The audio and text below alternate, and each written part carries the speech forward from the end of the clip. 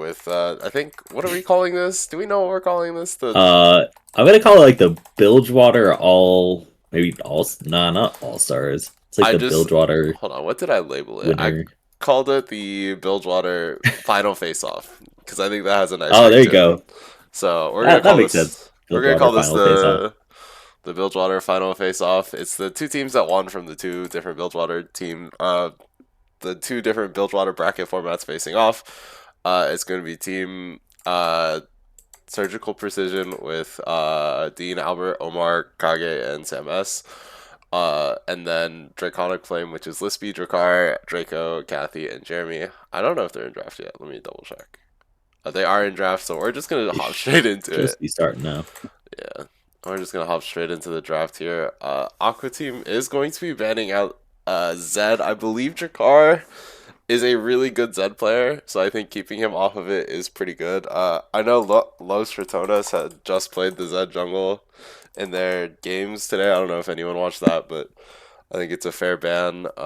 Looks like they are going to ban a Mumu from Albert. I feel like that is his most comfortable jungler and is a really good blind jungler, so I like this ban from them.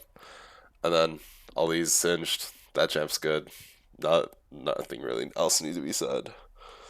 Uh, you have any opinions on the draft so far? I think Oran's a solid ban into Dean. Just make sure that Ollie can play the game. Yep, right off the bat, they are just looking to ban out Ollie, take out some of his champions. The Garen Singed coming off right off the bat, not even giving him a chance to play his strongest champions. Yeah, I think there is some debate on how strong Garen is after the changes and patches. I think the champion's still probably like okay, but like just keeping him off of it seems pretty good. Omar getting the Cassio ban. It is going to be a Kane blind pick. This champion I think just got nerfed. It's like one of those really small nerfs where it's like his scaling HP got nerfed, which Would be sure. slightly. I think blinding a champion like Kane into Dracar is a little risky, but given it is like a best of five fearless, I feel like you can kind of get away with like picking some suboptimal champions early on, but I'm not sure Yeah, how they want to really go for it. Is this going to be Ashe and Kha'Zix in response? Ashe is like a really safe blind or mid, 80 carry, like has a lot of value with the R. So I haven't seen a Kha'Zix in a while. Have you seen a Kha'Zix in a while? I not in Scrim Zone. Yeah. You've I definitely not seen Kha'Zix in a hot minute. uh, this is a okay. I do know this matchup a little bit. I'm pretty sure Kha'Zix should just demolish Kane in the early game at least. If it gets any later, I think it's a little risky for the Kha'Zix, but I'm very excited to see where Drakkar takes the Kha'Zix because I think he has a couple different builds with like Cyclo Sword and just being really annoying, or just like the standard of Ghost Blade and just try to snowball. Omar did manage to get the Syndra. I believe it's his best carry. And it looks like Kage is going to go for the Jin here, is going to look to match utility with utility. Long range champion like Jin can kind of play super safe. As Jeremy also gets the Lulu. I think this champion is still really good and pairs pretty well with Ashe. So I'd have to agree. Lulu is the crazy champion in my opinion. yeah. Um, as I see that, I don't know. I'm not too familiar with the junglers' chant pools, but I Uh-huh. definitely think Kate is a very hard slam first. I Yeah. don't know. Maybe that's like his comfort after a Moo or not a Moo. Yeah, after a Moo. But if he had something more comfortable, I'd definitely be interested to see that a lot sooner, just because of how aggressive the Fearless is, with it being both picks and bans. Yeah. As they are just going to opt to ban away a lot of more engage from SamS, making sure Blitzcrank and Thresh are off the table. I mean, Nautilus is still up though. The champion does the exact same thing as those two, so like I could realistically see just like a Nautilus slam dunk here. Ali's Scion is also getting taken away. That champion is very scary. Has I think Overlord's build that is really good. They ban away Zaya. This is a wasted ban, is it not? Your ADC is shown. Where else would you take a Zaya? Ego ban? Question mark. I don't know. I think it may be just a preparation for the future. They just Uh, want to take the champion from Cappy now yeah, and not that's have to worry fair. about it later. That's fair. I can see the strategy behind that working out. if you're really not scared of more champions out of Lispy, I think that's perfectly valid. Could also be a Kane top. I don't think we talked about that. I guess if you want to play Kane top, I don't know if Dean has Kane in the bag like that, but I'm not. I'm not 100% sure that Dean is a Kane top player. I mean, I know he plays Renekton. yeah. Uh, Is that do you see Janna as the response yeah? I mean, potentially? Janna into Lulu is just like the world's greatest nothing lane. No. Yeah, it's kind of just whoever's team goes has a better time and the rest of the map are in. Yeah. So really the goal of both Lulu and Janna is to just try to impact the map rather than the lane. Because they both just kind of make the lane boring, to be Yeah. honest. Yeah. Malzahar is not a super interesting mid lane pick either. Like, I think you get outranged by the Syndra, but like, you just click R and follow your jungler around. That's sort of just the entire goal. Yeah. As it is going to be a. Definitely Okay, yeah, continue. go ahead. No, no, no. As Uh, it. I'm definitely not like a big fan of that matchup. I mean, I'm a big Malzahar player. That's like my token mid pick. Uh, I I definitely am not sure how I feel about picking Malzahar into Syndra. yeah. I think it's definitely a hard matchup for Malzahar to have to deal with. Yes, he can R-bot, but also he's a lot nicer when you can actually play the video game past being an R-bot, Yeah. And which Syndra makes that very hard to do. yeah. We do we do just see Malphite and Cho'Gath chosen for the top lane matchup. Both champions, tanks, both champions. Maybe not the most mechanically difficult. Yeah. We'll It definitely doesn't sound like the most interesting lane either. So if I'm being completely honest, the most interesting lane that we're gonna be seeing here is gonna be jungle. Yeah. The rest of the lanes, if I'm completely honest, are kind of snooze fests, but it'll be maybe it'll pan out to be more interesting than it seems right now. At least we're Yeah. getting all the snooze fest champions out early. Yeah. I don't. Definitely, I don't know. I am personally not a fan of the way that Aqua Team chose to execute here. Because, like, if you put, like, pressure on jungle to be the highest performer when there is such a, I would say, skill disparity between Drakkar and Albert. Not like Albert is a bad player per se, but Drakkar is probably one of the better junglers or best junglers in this server. And I think putting yourself in a position where I don't think the rest of the draft really matters. It's all about which jungler can execute better. I think you're in a very rough position from Aqua. That being said, I feel like both yeah, team comps have a lot of upside to them. There's like a lot of pick potential from the side of purple team. Champions like Kha'Zix, like Ashe, just looking for those isolated 1v1 picks. Whereas Aqua Team, that you have like the Malphite to sort of bridge all of these champions together. I think if Kane can kind of get off the ground, it's really easy if you're Red Kane to just never die to the um Cho'Gath if you ulti Kha'Zix. into him. Oh, Yeah, yeah, Cho'Gath. yeah. Like you can just like dance around a lot, and it's Ashe is like not the highest DPS threat. It's still like a really good 80 carry, but there's like a decent amount of upside for both drafts. I don't think either team really hard want it. It's just which jungler is gonna play better. And I don't know if that's what you want to be as Aqua team, but like I'm down to be proven wrong. Yeah, I'm not really familiar with either player, so I don't have too much to say. Other than like you mentioned, the raw matchups, Cade will have a harder time early. Yeah, But I do think with them, Red Side having Malzahar, they may have less pressure to play aggressively into Kane. yeah, Where Cinder will have a lot nicer of a roam. yeah. Uh, Another thing I would like to mention is that there's immediately 6 top laners out, leaving Mundo, Mundo, and like Darius, Kennen. We're gonna be deep into yeah, not Ollie's pool really. here, and I'm curious to see what he whips out They're, next. yeah, they're kind of out of tank champions after this game because they're Yeah, most likely going to ban Mundo. So after that, top lane I feel like is going to be very interesting. yeah, I expect to see an Ollie Gangplank yeah. um, At some point, I agree. at some point if they don't ban it. Yeah, But yeah, I'm that's kind gonna. of his like pocket pick, and I'll assume they don't know that's real, and I'm also going to assume they're not watching the stream. Yeah, I mean they should So know. He played hopefully GP that the. didn't get leaked. But I'll be Yeah, interested to see Ollie throw out the Gangplank if he gets the opportunity. And then I do also know he runs the Camille Yeah, Renekton, all those other champions. But yeah, I do think they're still gonna try to hit Ollie the next game too, which will just shrink the top lane pool more. yeah. I think And Yeah, go I ahead. I think on the other side of the map though, I am very concerned for Kathy's mid lane or AD carry pool.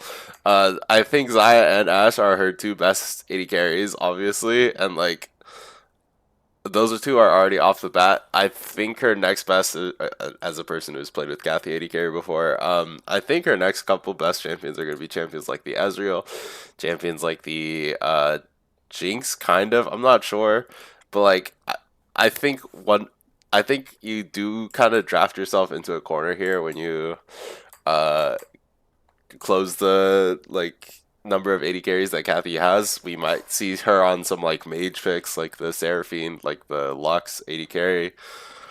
So I'm very curious to see where that ends up for them as well. If we want to look at the some of the previous stats on these champions that have been locked in so far. Did not load. Oh, I need to enter the champions. I'm stupid. I forgot how casting works, bro. We can also just talk about the key matchup. It is going to be Omar versus Draco. I don't think we've ever. Oh wait, we haven't actually seen this mid lane matchup. So I think it's going to be Kane jungle and Malphite top. That's just my I guess. definitely would have to agree. I don't think Malphite will be going into the jungle. I mean, yeah. Let me enter all the champions in real quick. Jin. I don't know. I think Draco and Draco has like a. I think has played like four champions and had like the Nasus mid pick, which was kind of interesting. Albert has had like the very standard mage champion pool. I think is like a really good mage player for the record. That's not a disparagement on him. I don't know if he has anything outside the mages, but I think his mage pool has been so good that like you do still have to worry about it in a lot of his games, like the Cassio, like the Syndra, super scary champions to play versus. So should be very exciting to Yeah, watch as well. Let me finish putting in the draft here. Chogurt, my top laner on Chogurt, bro. I hate this guy. Joker. Oh, okay. Also, the Malphite Cho'Gath matchup. I'm kind of curious what that looks like statistically. Yeah, if you want to pull up some solo queue stats for that, I am also kind of curious. I'm pretty sure this is a Cho'Gath favored matchup. My top Uh, laner, so it does look like Malphite gets absolutely obliterated by Cho'Gath, so this may not be looking like the most optimal matchup for Mr. Dean here, but yeah, maybe he'll clutch up, pull it out of the woodworks. yeah, Maybe that lane won't be sleeper. Maybe I'm just making stuff up. But yeah, this statistic is definitely very, very, very Cho'Gath favored. yeah. I mean, win rate isn't everything per se, but like I think Cho'Gath does unironically slam the Malphite in lane, so I think it's really Yeah, going to be up to Dean in these later team fights to find these really clutch ultimates. And just not get abused by Mr. All Easy in lane. Like that's just how it goes sometimes. But I don't know. yeah. Uh, but yeah, I think they said there is going to be a delay here. They're gonna need like 5 minutes. Okay, so we do have a bit of And downtime. So yeah, one thing to note is if I don't see Blue Cane, I will be speaking to Scrimbot and proposing a match fixing slash running it down slash what is it, the points inspection on this player because their team has nothing to deal with the Cho'Gath if he decides to go Blue Cane, and yeah, Red Cane just feeds so much off of Cho'Gath. Like yeah, I feel like there's no angle whatsoever to be going blue in this yeah, game. yeah. I would tend to agree. I think one thing you might want to look at is getting Serpent's Fang for Lulu, maybe. But like that's still kind of a reach IMO. So I would tend to agree with you that you should probably try to go for the red cane. Yeah, you should like. I think I would also call the admin team if we saw Blue Cane this game. Like, there's definitely something a little fishy going Right. on right there. Yeah, If we're going that's Blue what Cane, I'm saying. I'm like, if but we're going blue K this game, I'm sussing you out. we're gonna take a Something's got to be going on. little look at your match history in the fucking scrim zone LOL and making sure we're not having anything fishy going down. Um, we can talk a little bit about the key players here. It is going to be Sam S. I think he's one of our oldest support players that is still playing. I think he's always been one of those very high level support players. I think he's always offered a lot for his teams. He was a jungle player a long time ago. I don't know if we'll ever see that again, but I think his support is pretty cracked. He could be. Wait, who was their jungler? Albert? Let me look at his match history real quick. I am very curious because now that I spoke that into existence, it could be Albert jungle or Albert support and Sam S jungle. I'm not opposed to that because I feel like Sam S has a cane in his bag. But I'm gonna look this up real quick. Let me see if I sussed it out. It would be interesting. I do know that Sam is a Janna player. He has a very similar pool to mine. Yeah, Um, so he plays Janna. He plays like those enchanters. I think the only thing like we have diversifying in our pools, it would be like Renata. yeah, So for the most part, I do expect Sam to be playing support. yeah. Okay, okay. What's his name? Oh, Albert does have the cane in his bag, so I'm making shit up. This is probably going to be Say Sam it would be support. crazy to see Sam in the jungle, but I do think he would be. Yeah, He's in the support role right now. I do think there is an opportunity for Sam to go to the jungle later in the game if yeah. we're pitching pool when pools are being pitched a little harder. You know, Sam can pull out the Zac and dust it off and show all the new Scrim Zone players what he's all about. Yeah, that would be pretty hype to watch. Definitely would be excited to see that. On the other side, it's of course going to be my silly boy top laner, Mr. Lispy, for key players on the other side.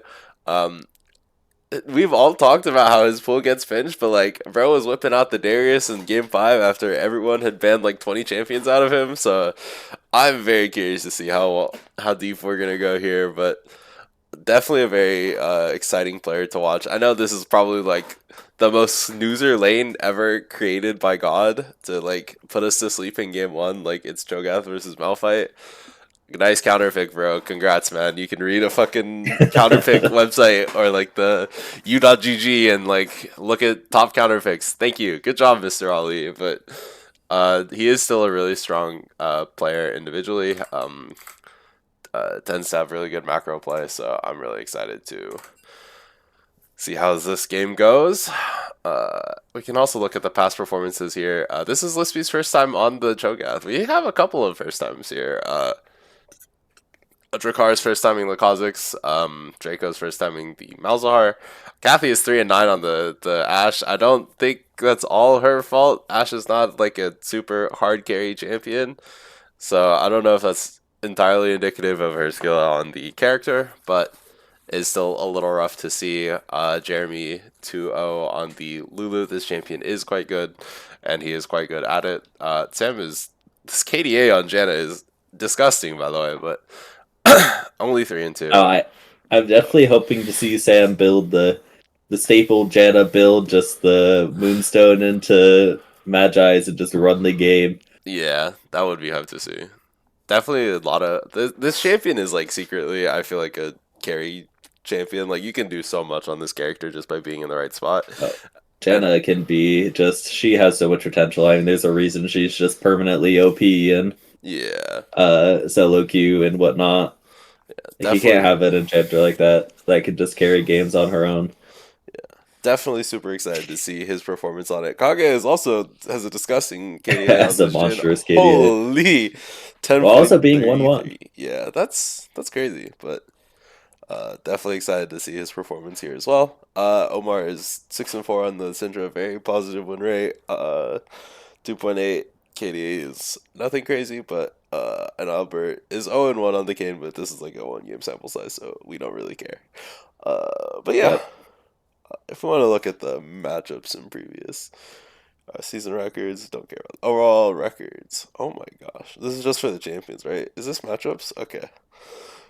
Yeah, Is Cho'Gath. this No, go ahead. Oh, it says at the specific matchups. Yeah, this is the specific matchups. Okay. This is just how well the champions have done in Scrim Zone historically.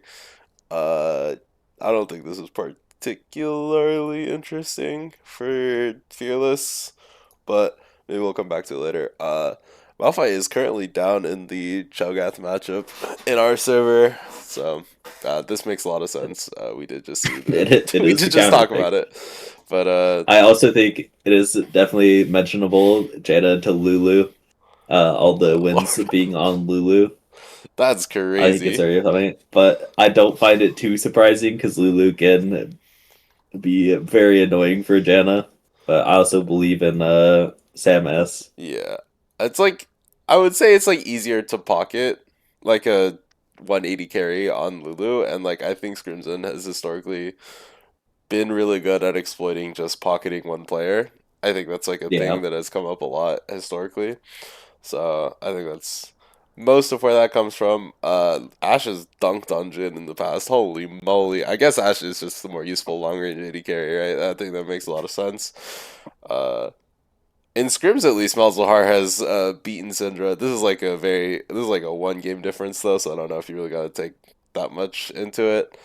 Um, and their KDs are pretty similar, so it's like not super disparate. That I think that word works here. But I wonder if this game's Kha'Zix, for me. huh? Nothing. Okay. Keep- I'm just talking to Kha'Zix myself a little bit. Kha'Zix has lost the matchup, but had the way better KDA, so could be player pilot execution issue. Could be a lot of things, honestly, but It could definitely be. definitely a lot to look out here for as well. But yeah, I think Think that's we're running out of things to talk about. yeah We may just to chill until the game begins. yeah. Might take a little bit of a break. I might go get some more water because I got a yap for like 5 games straight. So potentially 5 games straight. So I will be right back, team.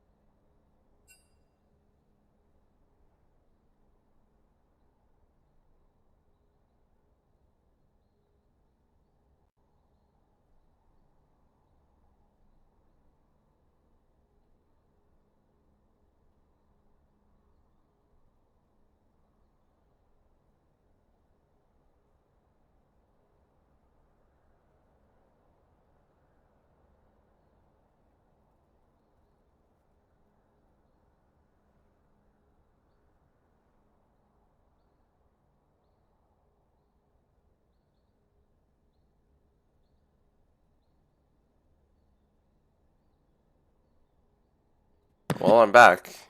They said around 2 minutes, so we just got nothing else to do, bro. How's the weather been, bro? Go Drakkar? I agree. I'm rooting for just a nice, entertaining 3 to 4 game series.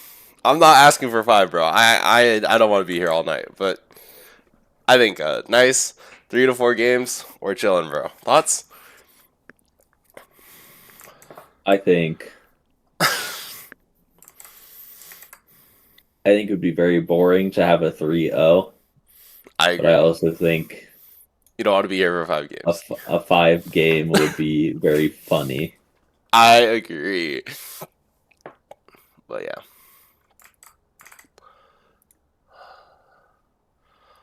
I do want to thank everyone for joining us as well for the finals here. It should be a really fun time. If you guys want to join Scrim Zone or do anything in the server, be sure to hit the Discord link in the description of the channel. join up.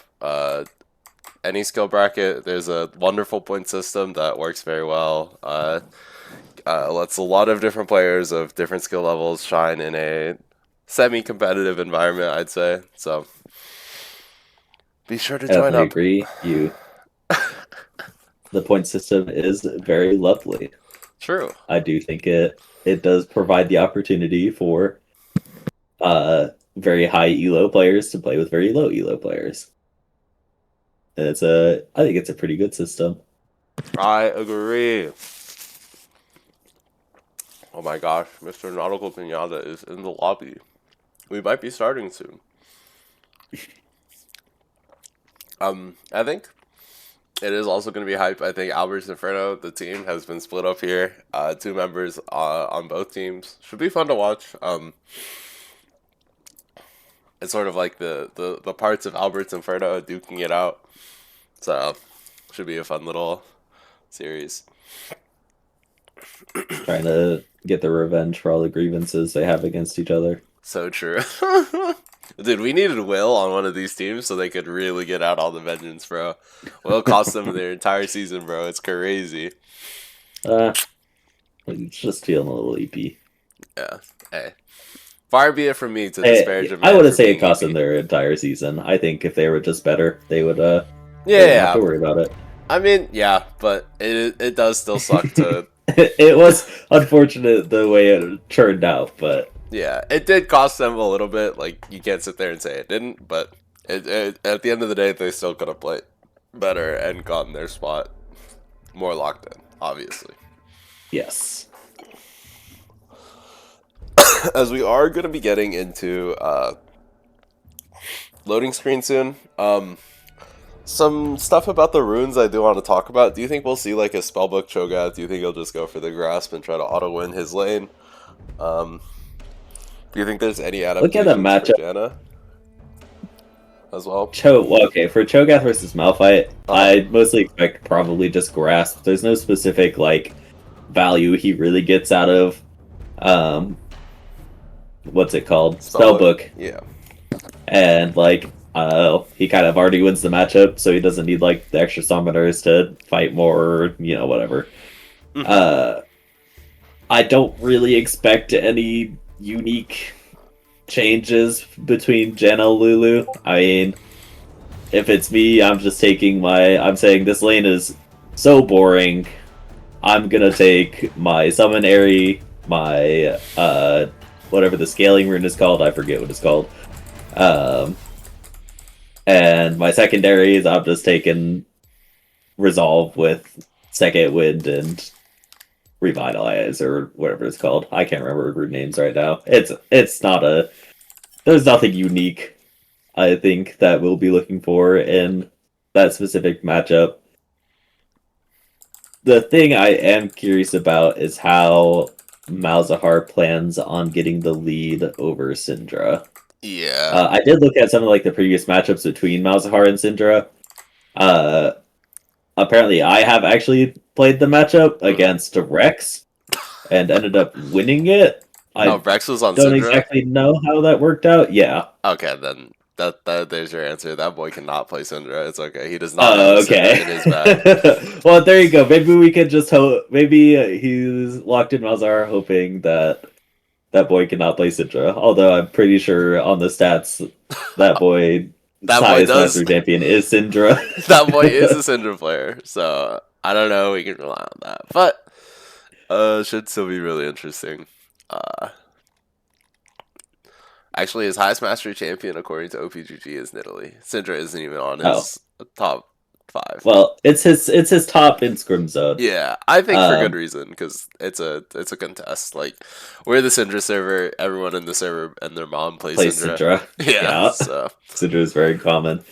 Yeah, and I don't know, for lane in particular, I do think the change where Malzahar's Q costs less mana is going to be extremely beneficial for that matchup, just from personal experience. There's definitely things he can try to do to gain, or at least make the lane more playable. Yeah. And also, if Syndra isn't aggressive against Malzahar, he will have a very easy time in lane.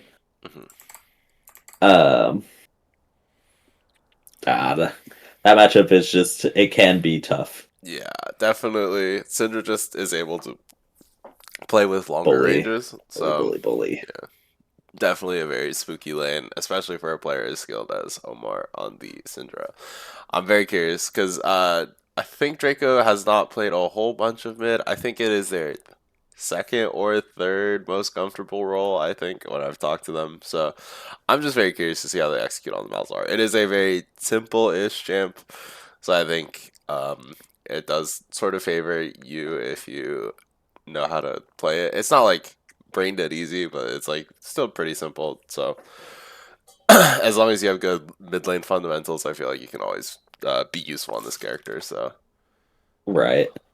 I am definitely interested to see how Drakkar plans on playing out the Kha'Zix, how oh, he will absolutely. run the jungle, and how um, Kane will respond.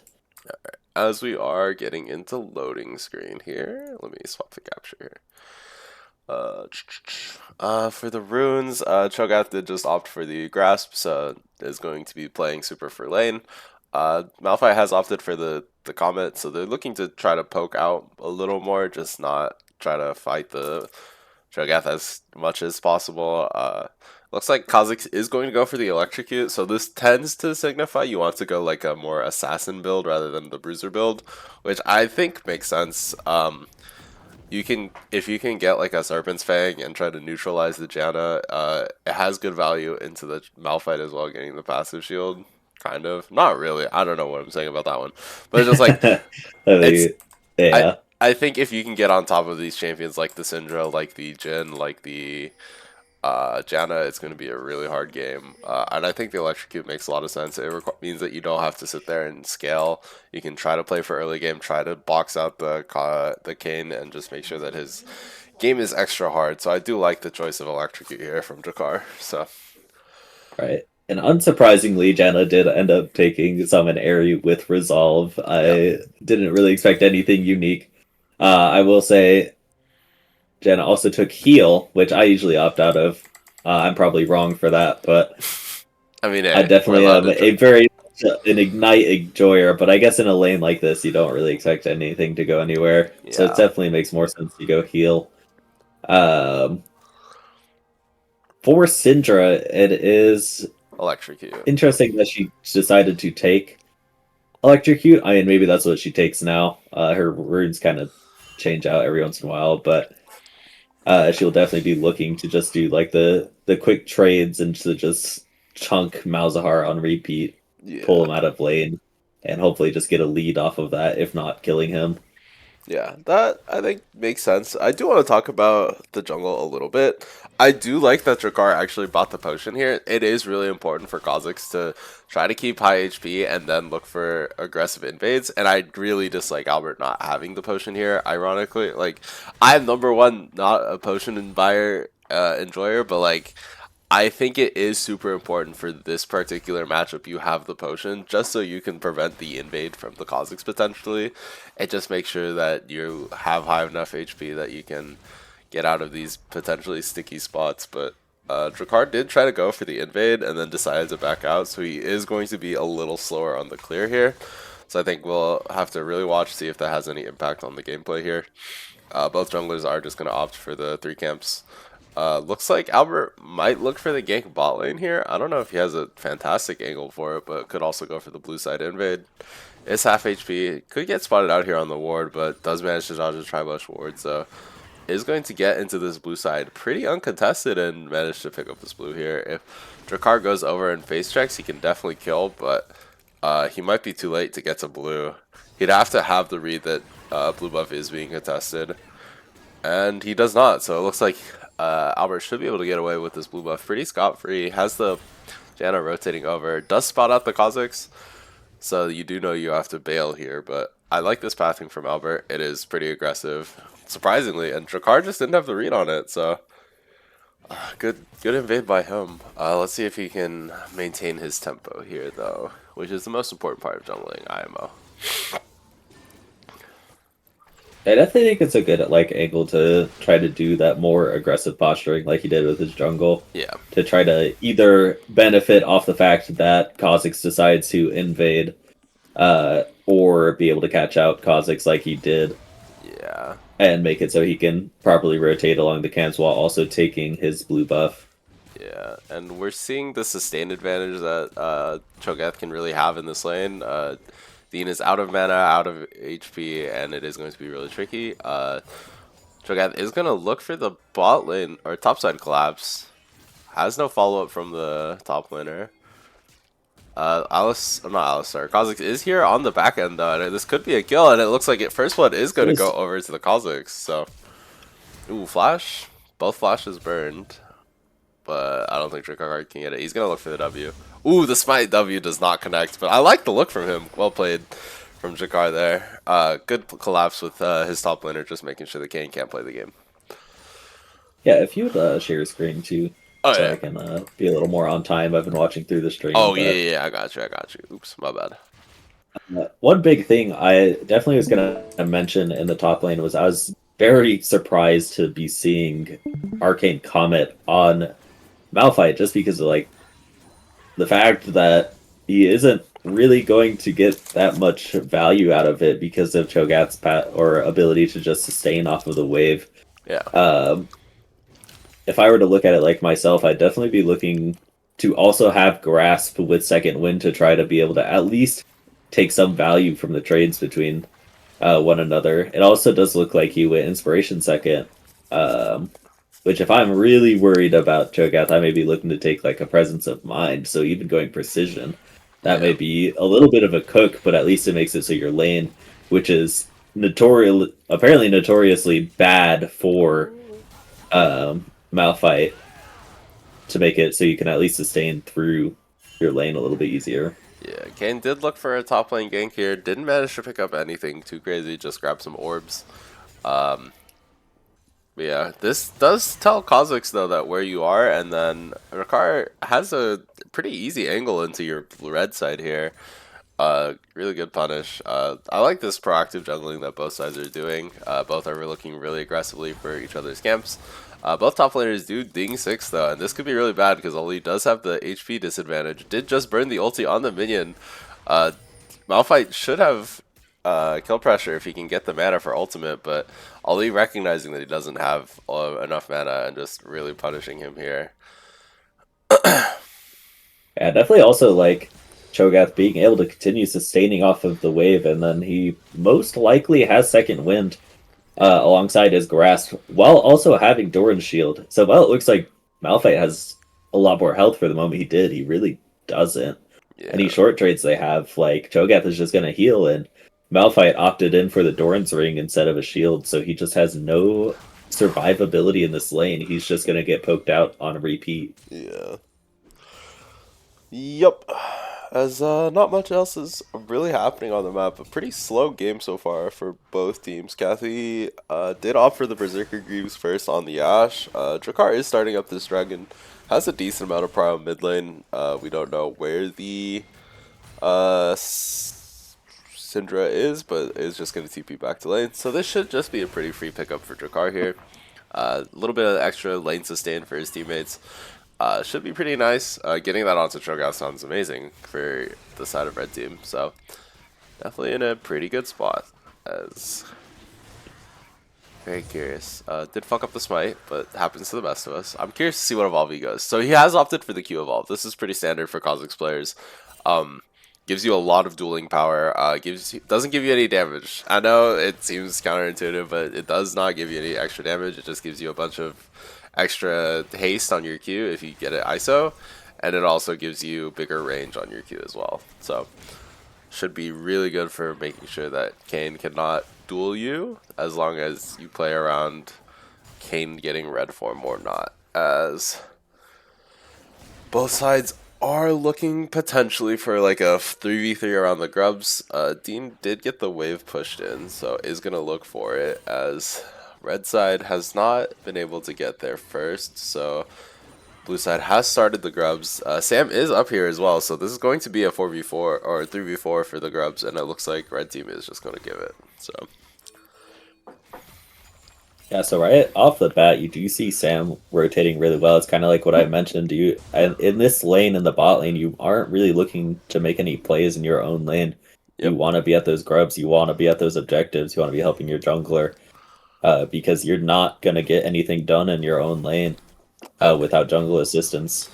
Definitely big agree there. Is utilizing the Janna passive very well just to get himself around the map and just try to rotate for his team. To be fair though, I don't know if either side is really great at using grubs. I think your best argument is Malzahar with grubs is like annoying. That's kind of it. Otherwise, I don't think grubs has a huge impact on this game. Neither top laner really wants to split push. I think Cho'Gath does it better, but this could be a really good gank for uh, the side of blue team. Ulti comes out from the Malphite. The W comes out from the K, and this should just be a Q. The Q comes out from the Cho'Gath doesn't hit. The ulti comes out from the Kayn, and this should just be a kill. Flashes are burned, and it looks like uh, 1 for 0 on the side of blue team. Good kill for the Kayn. Does manage to get a decent amount of orbs for form. Did have to burn the flash for it, but definitely a good play. Crucially, though, the Kha'Zix is just running through the Kane's jungle. Has a 20 CS lead and definitely feeling really comfortable about their position in the game. Yeah, even with the trading of the camps that Kane is giving up, getting that kill, getting what he is in the top side, he's getting his red form as fast as possible. Gank And coming one out. could argue that being able to get that red form sooner is more valuable than the camps that he may have gave up Yeah. in order to get it. Sam S is looking pretty aggressively here. The Malphite did TP down here. Flash coming out from Dean, slowing up Drakkar. He might be able to die here. Does have to burn the ulti and the flash. Looks like is going to have to give the crab. But Cho'Gath is going to get a bunch of plating top lane, and Dean does miss out on a huge wave. Ulti coming out from Omar, but nothing really happens. The Kayn does manage to pick up the crab. So Drakkar only has a 1 level lead. So uh, not the worst spot to be in, but definitely still down compared to the Kha'Zix, who is almost 10 CS per minute. Flash from Draconic does manage to live here. Gets the Q off. Should be able to live here. Omar did drop really low. Kha'Zix is in the area, but no flash, no ulti, so I don't think there's going to be a play. Ali is just busy proxying. Bro does not give a fuck. Knowing that yeah, Looks like he might go for an execute here. I mean, if you give this to Kayn, I'm going to be pissed, bro. Malphite does tag him with the Q. You just got to make sure that the Kayn doesn't get this. Does burn this by. I would give this to the Kayn or the. Okay, D takes it yes, anyways, but Dean takes it, but Kane does get like the the orb interaction flames. at Yeah. least. I mean, all things considered, it is really good that Dean gets it, I think. Like, if you can keep the gold onto the Cho'Gath, or not onto the Cho'Gath, onto the Malphite, I think that's probably the most optimal player to get it. Like, I don't think you really care about an accelerated Malphite. But Kane did also ding Rost, so he is going to be very scary to try to 1v1. Even for the Kha'Zix who has ISO-Q. I think this matchup really turns for Kane once you get the form, and he also has Eclipse and is pretty even gold despite being 40 CS down. So I don't think you're that upset if you're Aqua team. How this game is playing Yeah. out. As it looks like there is some aggressive trading happening down here in bot lane, but nothing else is really happening here. Drakkar is clearing his camps downward, so is going to look for the dragon on spawn here, and I think that really helps the side of red team. You really want this dragon stacking as the team who I would say outscales. I think Ash is just a better AD carry in the late game. Same with Malzahar. They can both be these backline threats, and like Cho'Gath is an infinitely scaling champion, of course, and I think Kha'Zix is like known for his mid game, but I don't think his late game is that bad either, given how much haste and how easy it is to play out later fights as this assassin character. So that's my opinion, though. Yeah, I definitely think you are worried to be on Aqua Team to let this game go on too long. Yep. You do have Kane to try to like chunk down Cho'Gath to an extent, but there's nothing to really deal with him other than that. And Yeah. between Lulu and Ash and all the support, like that's kind of on the map, it's definitely easier for Kazakhs to be able to play the game Yeah. against their team. Yeah, as we do see them get the mountain drag, I think that's really good for them. Getting those extra resistances on an HP stacker like Cho'Gath, definitely a good spot for them to be in. They're just slowly trying to build their advantage. Gold lead is non-existent, but is still in their favor. This Cho'Gath is actually unkillable, by the way. Look at this guy. He's so tanky. Dean is using every ability on him, but it doesn't really matter as he just... I'm going to do a stack check real quick. I'm actually very curious. Does have It's a little bit rough, but I do also think taking Comet over Grasp was definitely a big blunder to have yeah, happen because it's just you get so much more value. At least you're getting something with you're trading with Cho'Gath rather yeah, than nothing. yeah. Definitely a little rough, but Cho'Gath did already burn all 6 stacks on the minions, so has gotten a lot of extra HP. It won't be able to get any more from minions. Is going to have to start looking for the objectives or the enemy champions to really get your ulti off. So has hit his Yeah, we're definitely safe. going to Good. be expecting Cho'Gath to be looking for more of the objectives now that he has maxed out his Yeah. ultimate now. I think feats are split. No one has claimed the feats of skills, the kill feats. Draconic is going to ulti the Syndra here. Is ticking down. The ulti comes out from the Janna, and looks like Drakkar is potentially caught out here. Samas with a really good rotate and is just able to really shut down this play. And Aqua team is sort of off to the races here. Draconic ultied by themselves and sort of just got picked off because the Kha'Zix wasn't there in time. Drakkar also did sort of greet the Raptors, if I'm not mistaken. This is a classic jungle thing. It's like, I do not want to leave these Raptors to help you, and I think it did sort of cost Draconic their life there, but I don't know, man. Yeah, They do manage to get the Herald, so they did get the kill feats as well. So kill feats +1 away from the actual grubs or the actual objective feat. Herald is dropped here. Is gonna look for the slam onto the wall. Dodges the ulti. The Kane is really squishy though compared to this Cho'Gath, but all he did use it's the very E. early Cho'Gath ultimate, and Yeah, yeah, Red Kane just getting his full HP back off of Cho'Gath's high health yeah. pool.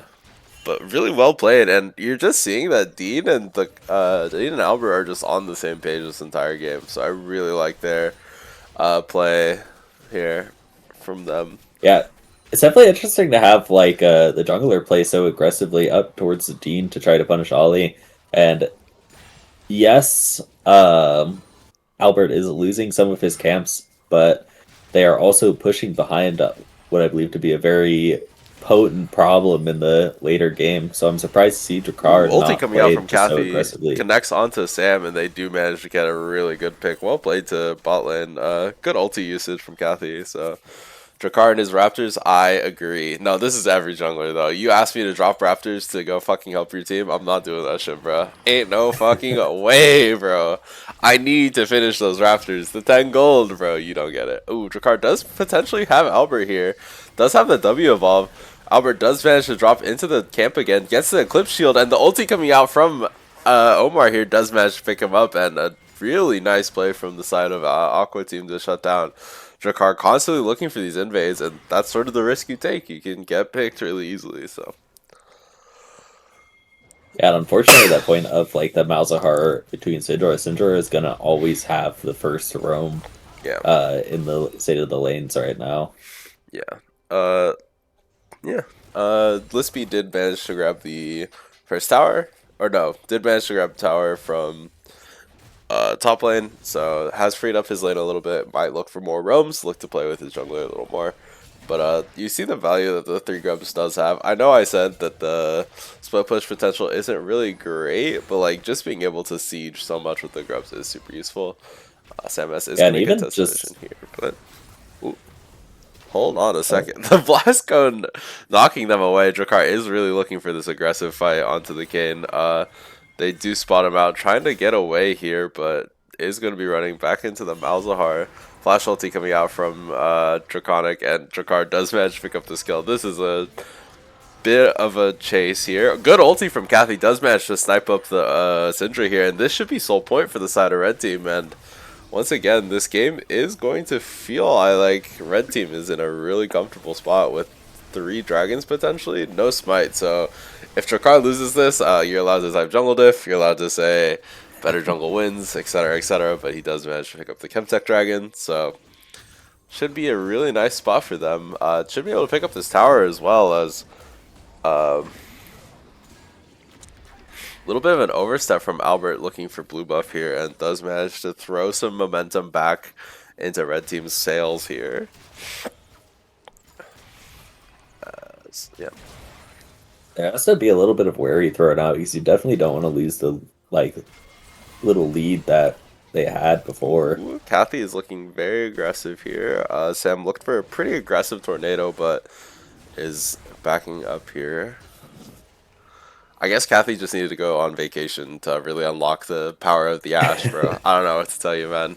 She's kind of doing pretty well here. Is staying pretty even in CS. Has had a lot of good arrows as well, so shout out to them. Proof that lower point players can still perform or something in a high point environment. I don't know. I'm just yapping about random shit, but definitely a very solid game from red team so far. I know the kill lead looks in their in the favor of Aqua team, but real ones know that I think red team is in a very comfortable lead here. Has extra gold and has 3 dragons stacking. I think I would always want to be on red side here, or I would rather be the red team here. Yeah, especially with red just being the more scaly team. Yeah. Like having those dragons and being even or 2k ahead at this point, or 1k ahead actually. You're perfectly happy with how this game is going. Yeah. Ali is looking for a bit of an aggressive trade. Dracar is up here though. Janna could be out of position. He did go for the edge of night second, so I don't think the tornado is going to do anything. Red Kane did manage to get the ulti off into the Shogath, but the Malzahar is here to ulti him, and a really solid pickup from them, and it is going to be a really easy pick onto Albert here.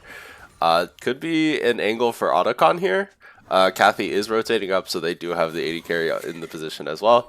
Could look for a really solid play here. Kathy does have no ulti, so it might be a little tricky. Dean did use the ultimate, the Unstoppable Force, in that last fight, so it's going to be a little hard for Aqua team to try to contest this. Looks like they are just going to try to clear the wave. Syndra does have ulti though, as the Jhin ulti does open up. The shots are going into the team.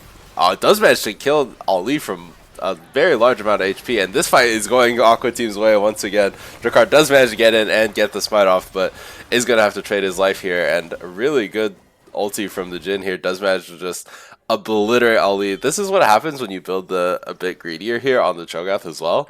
You have the Heartsteel with, and as going for the Riftmaker here, so does not have any resistances, and the ulti just deleted his health bar.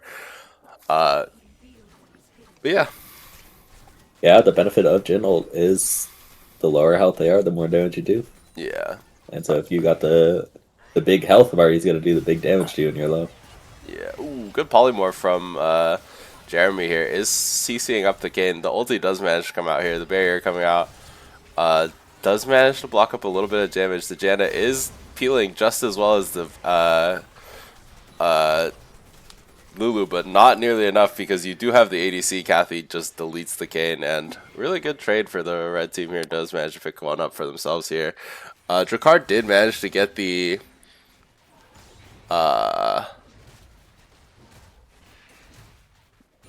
did manage to pick up the Otacon, so it gets that really nice chunk of XP and the little Jhin slow thing on kill, so really useful for him. Rat poisoning, whispered not what nice words to me. So true, bro. The Malzahar champion, yeah, definitely really good usage of the ultimate from Draconic here, I would say. Has gotten 3 assists off of it.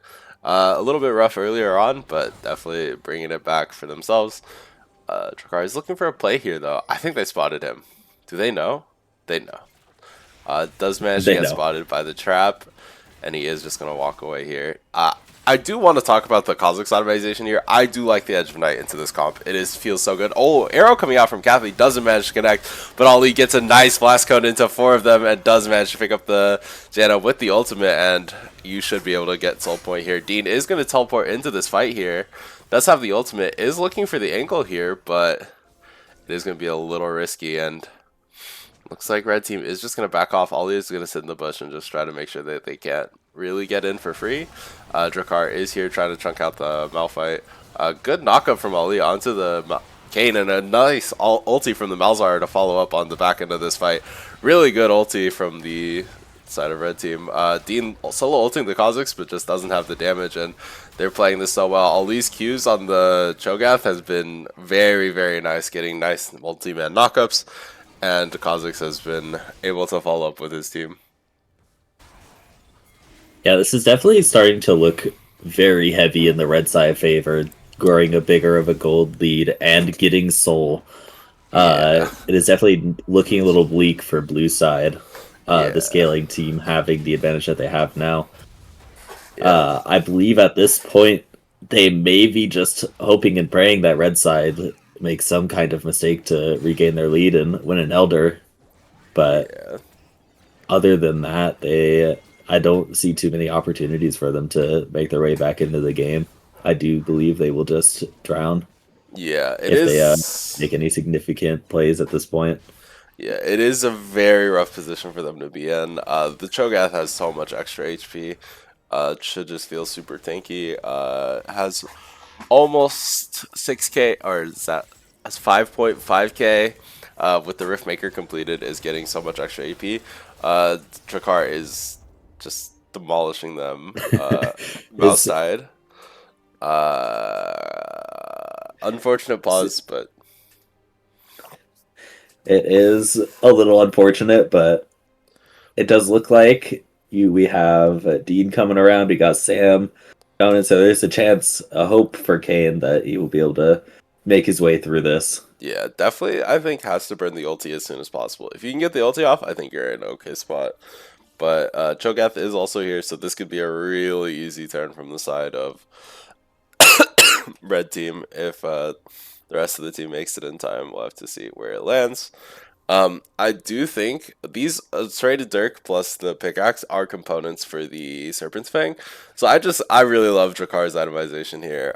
Very intelligent IMO. Blastcone did manage to come out. That'd be coming out from the Kayn, but the ulti from Ali just deletes his health bar from half, and no ulti was used in time. Drakkar is dropping pretty low, but the Janna burns the ultimate. Dean is attempting to pick up the Kazakhs here, but the Kazakhs does manage to leap away, does manage to get the W heal off, and Drakkar barely manages to get away with a sliver of HP. Could be a Baron angle. There's a bit of a pause as the game is catching up, I believe. Yeah, but you have the Lulu, you have the Asher, you have Cho'Gath here. I would say just flip this Baron, or start this Baron, no? My top laner, surely we call this macro play, right? My top laner is griefing, bro. It's okay. It's a little flippy, but I would go for it. You have Cho'Gath plus Kazakhs, but they do manage to just grab I definitely two towers. So don't disagree that Baron angle was a very good angle. I mean, Kayn was returning from base, and they might still look the top for laner is it. down, and they're very high. I feel like this is a little riskier than before. I guess they just don't have the read. They have no vision on this, so looks like there's no vision. They're very ahead. There's no real way for them to be punished, unfortunately. Yeah, yeah, definitely.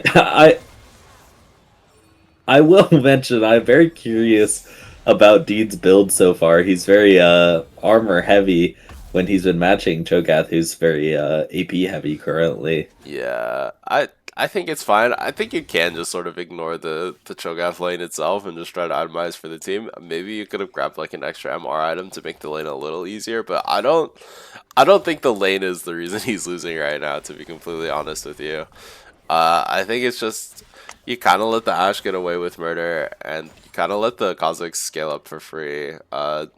I know he got a lot of good plays early with his jungler, but I think Albert has sort of not converted the lead in the way that we would have liked him to. For Kayn, is down almost 70 CS, and is in a very rough position. I think it's almost 60 actually. Oh my gosh, deleting Sam Bass's health bar.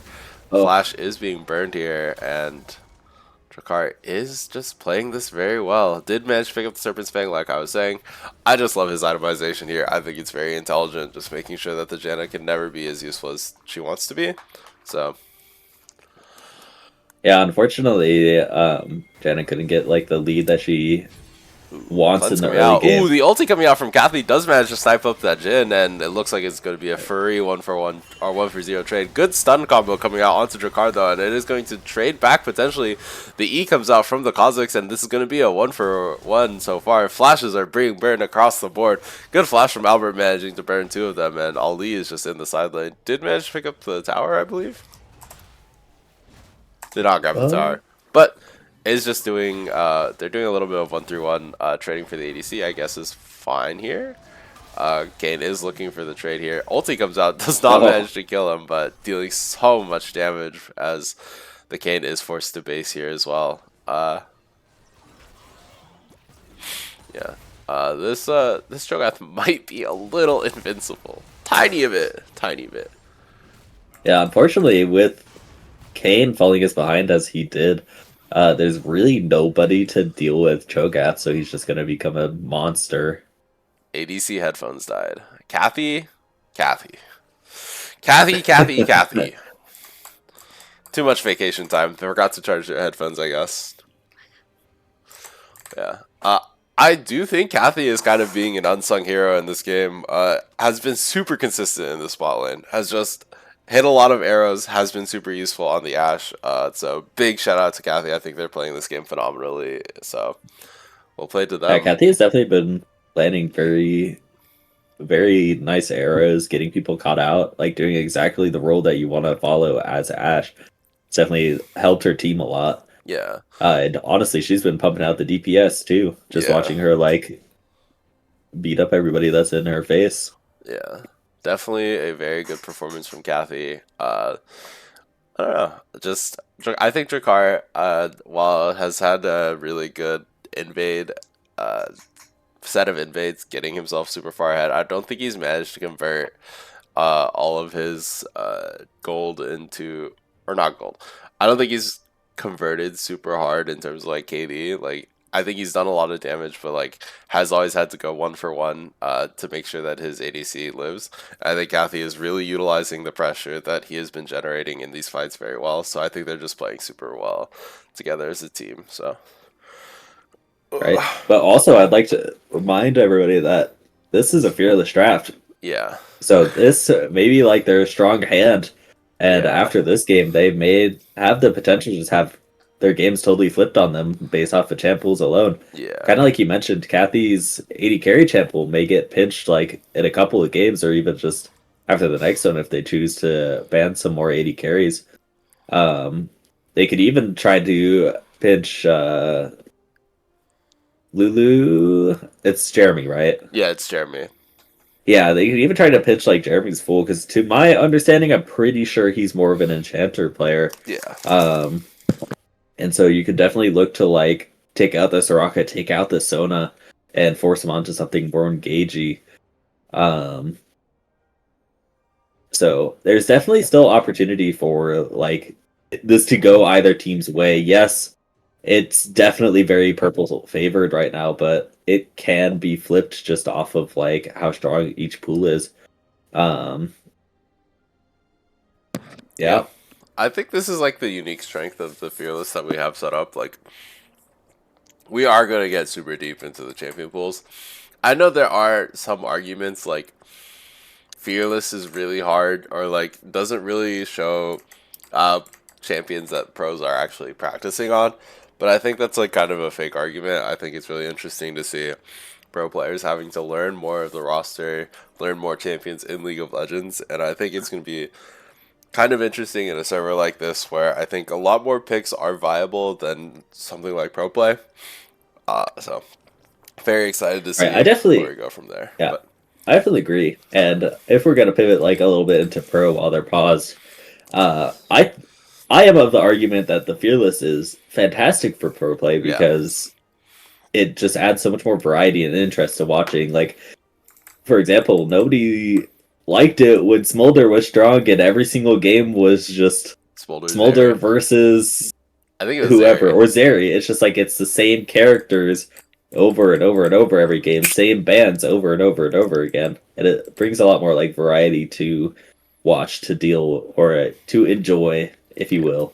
Um, Yeah, for sure. so I absolutely love the Fearless draft for the same reason as how it's gonna be here. Uh, Ali is going to have his pool changed. He's going to have to pull out more interesting characters. Yeah. He's going to have to play bruisers. Dean's going to have to play bruisers. They're going to have to be a little more fighty in the top lane. Um, in the jungle, we'll be seeing more unique characters. In the mid lane, we're probably going to see something other than mages. Like, really, it just adds a lot more flavor to just how each draft is going to go. You're not, in our case, we're not going to be banning anything the same. We're not going to be picking anything the same. Like, every game is going to be vastly different. And if it does go to 5 games, it's going to be a total mess because there will only be like 70 champions to work with. And that's just going to leave like not not very many options to choose. Everybody's probably gonna have gone through their like super comforts. Nobody's gonna be comfortable. So it would be very interesting to see how that plays out. Yeah, absolutely. I'm very excited. I want to see. I just want to see what their draft adaptation is from Red Side. Yeah, I I definitely agree. Are there any particular champions that you're hoping to see? I want to see. God, I want to see like Drakar's Graves here potentially. I think, okay, in my mind, right, I have a vision that like, okay, it came to me in a dream, right? Like, I think Kathy is gonna get all of her 80 champions banned, and then they're gonna have to start putting her on mages, right? And Drakar is gonna have to pick like more 80 centric junglers that can like actually be like pseudo 80 carries. So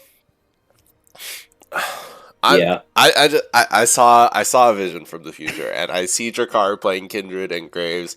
I want to see like a Kaisa jungle, maybe. I want to see some wild shit, bro. I need this boy to cook, yeah. That's what I'm saying. I want to see some cooking. I just want to see like I don't know, maybe Mr. Lispy pulls out like Heimerdinger top. Like dude. I just want to Maybe see some silly stuff. yeah, maybe we get the Mister Lispy Lucian top or something. Like I want to see some cooks, bro. Yeah. Very excited to see that. I think Kathy is having some issues with her computer. Let me double check. Nothing in general. Kathy hasn't said anything, so she said 1 sec. Okay. Kathy might be getting IRL diff. Happens to the best of us, but hopefully they can finish out this game. And looks like she has reconnected. Cho'Gath is at 500 heart steel stacks, by the way. Has an extra like 300 health from this item, so bro is tanky. Oh, also, Omar did opt for the Seraphs, so you do get extra value out of the Serpent's Fang. Has only reduced 400, but I think getting it preemptively versus the Janna just is a very smart idea. So, also works versus didn't take barrier, so never mind. As we are back into live, we might have to do a little catching up here after this, but.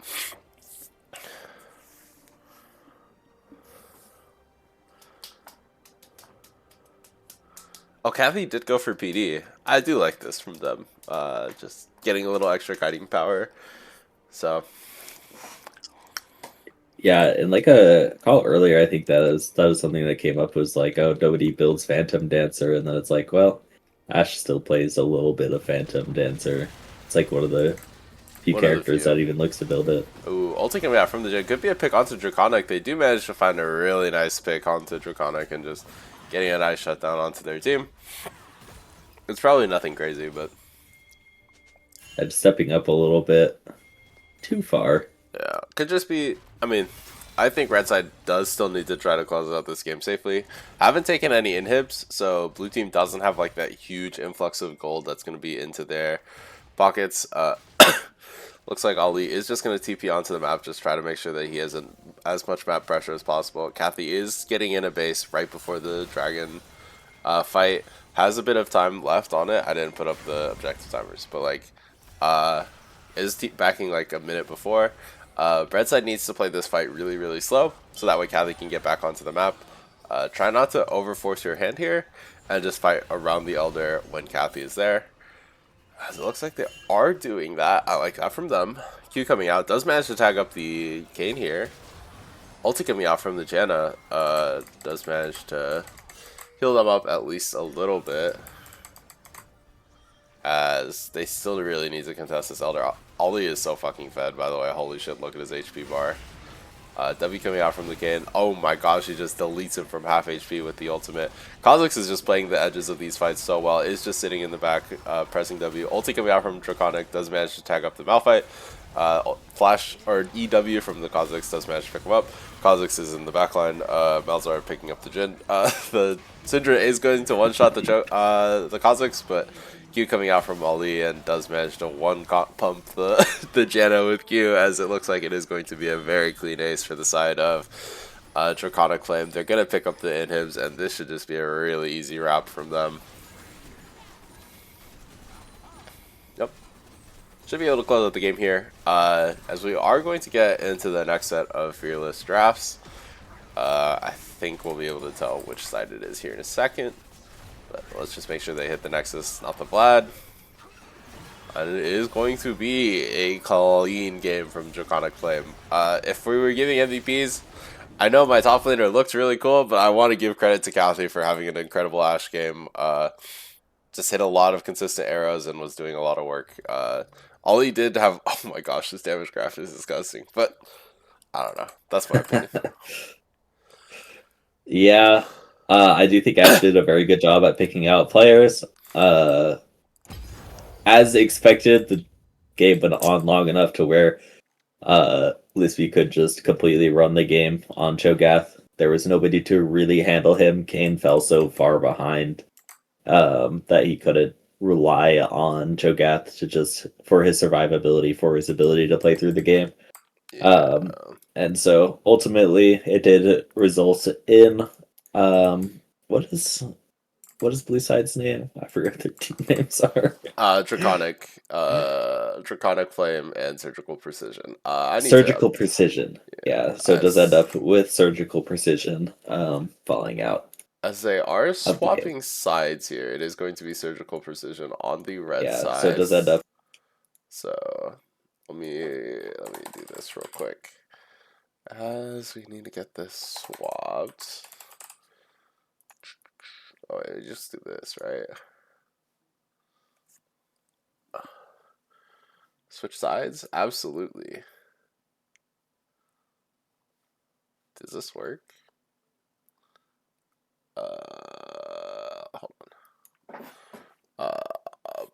Aqua Team just lost, right? Yeah. Okay. Which side? Surgical Precision. Yeah, I got it. Okay. Let's get into this.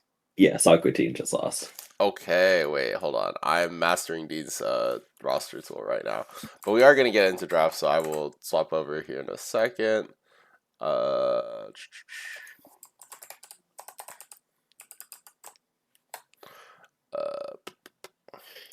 on. Fearless titles.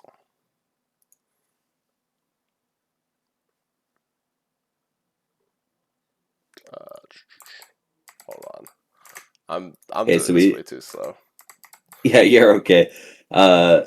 We can just look at this. The sides are flipped. I'll get it fixed here in a second, but you can yap about the draft real quick. Okay. So immediately right off the bat, they blue side insta-locked Seraphine with the response over on Surgical being Braum and Skarner. I do think that Seraphine is going to have a hard time into Sam's Braum. It is a champion that Sam is very comfortable on. He's good at the champion, and if he plays the game right, Seraphine's ult can be totally negated by his shield. I do also believe Albert does play Skarner. I think it is a comfort pick for him. Obviously, the champion's not quite as strong as he used to be, but he's still just a solid pick in the jungle. He's not super hard. In response, Gwen does come out, which I assume is being played in the jungle. The last time I had seen Gwen versus Skarner, I think the Skarner did more damage to the Gwen somehow, but I assume that will play out a little bit differently in this game. Oh, or actually, I do have the right side set up. Jinx is also locked in for the AD carry position. Okay, we got Just it a swapped. We got it swapped. Thank God. We're good. We're good. okay, yeah, a solid AD carry. I think that was one of the characters that you said Kathy plays. Yeah, yeah. Uh, can just get a kill, do a lot of damage, play a very solid thing. And then we also have in response Misfortune. I actually don't know how that matchup is. I think it's misfortune favorite just because like it's very hard to not get punished in lane by the MF. Uh, looks like they are just gonna ban the Lissandra out from uh uh Draco here. I think that's a pretty smart ban as they are looking to ban out Omar's Akali here. I'm not sure about that. Some other stuff we could probably talk about. Gwen could, in theory, be a flex. I have my doubts about whether or not that's true or not, but I guess Ricard just wants the salty run back on the Gwen. I think that's pretty fair. Some of the bans we might want to talk about. I like that Purple Team is doing their homework, making sure that they ban out Albert's Lilia and the Draven. These are two champions he's really comfortable on. I think I would have preferred the Skarner ban over the Draven ban, but if Drakkar is really confident in this matchup, I kind of fuck with it. Um, Aqua Team is doing the Nami and the uh, Milio. I think Melio. this is they're just doing their homework and making sure Drakkar is off a 1v9 carry champion like Viego. I really like that. His Viego is really good. The Narban into Dean makes a lot of sense. Is his safest top laner. Wukong is a really good ban against Drakkar, but I think you should just have the read that this is not Lispy Gwen because Lispy Gwen is ass. As they are going to lock in the the LeBlanc for Omar, a very different look for him, but I do kind of like it. Is a very aggressive lane, but I also like this counter pick from Draco here. I love the fucking Galio from her is a really good champion to just sort of follow up. It sort of like glues the rest of your comp together. Just make sure that you have like a go buttons, a champion that can kind of engage for you. As Lispy is going to sit there and say, Dean, you have no answers into the Darius. Come fight me. And it looks like Dean is going to say, you're right. I'm going to lock in Vlad. That'd be crazy, bro. I definitely don't like Vladimir here. Is this going to be the I Rumble instead? Okay. I it's an interesting champion to lock in. I don't know how I feel about that either. I think Rumble does have the chance to beat Darius and Lane. They're both very early game, Yeah. uh, Okay. strong characters, so it's interesting to see how it plays out. I do think Rumble's a lot harder to execute in this matchup. So it will be interesting to see how Dean will be able to handle that. I do think this is very purple side favored, even though Braum very much counters Seraphine.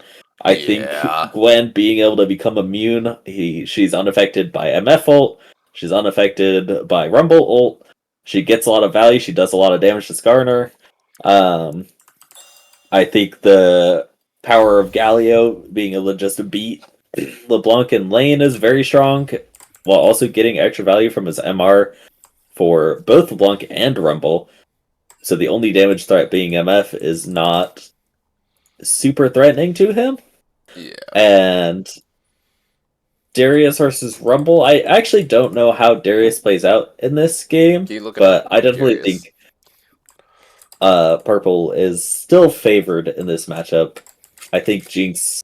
I actually, if Darius, it's kind of like if Purple team gets one kill, they kind of just win the fight. If I'm Yeah. completely honest. Yeah, there's like It's because it looks like Jinx will just run that. Like they have so much damage on their team, but also like the ability to frontline and respond. They have a very good comp going on here, where Aqua is kind of solely relying on Rumble ult and Misfortune to be dealing all the damage. which once again, Gwen can just hard carry through that. I feel like Yeah. with being able to just become immune.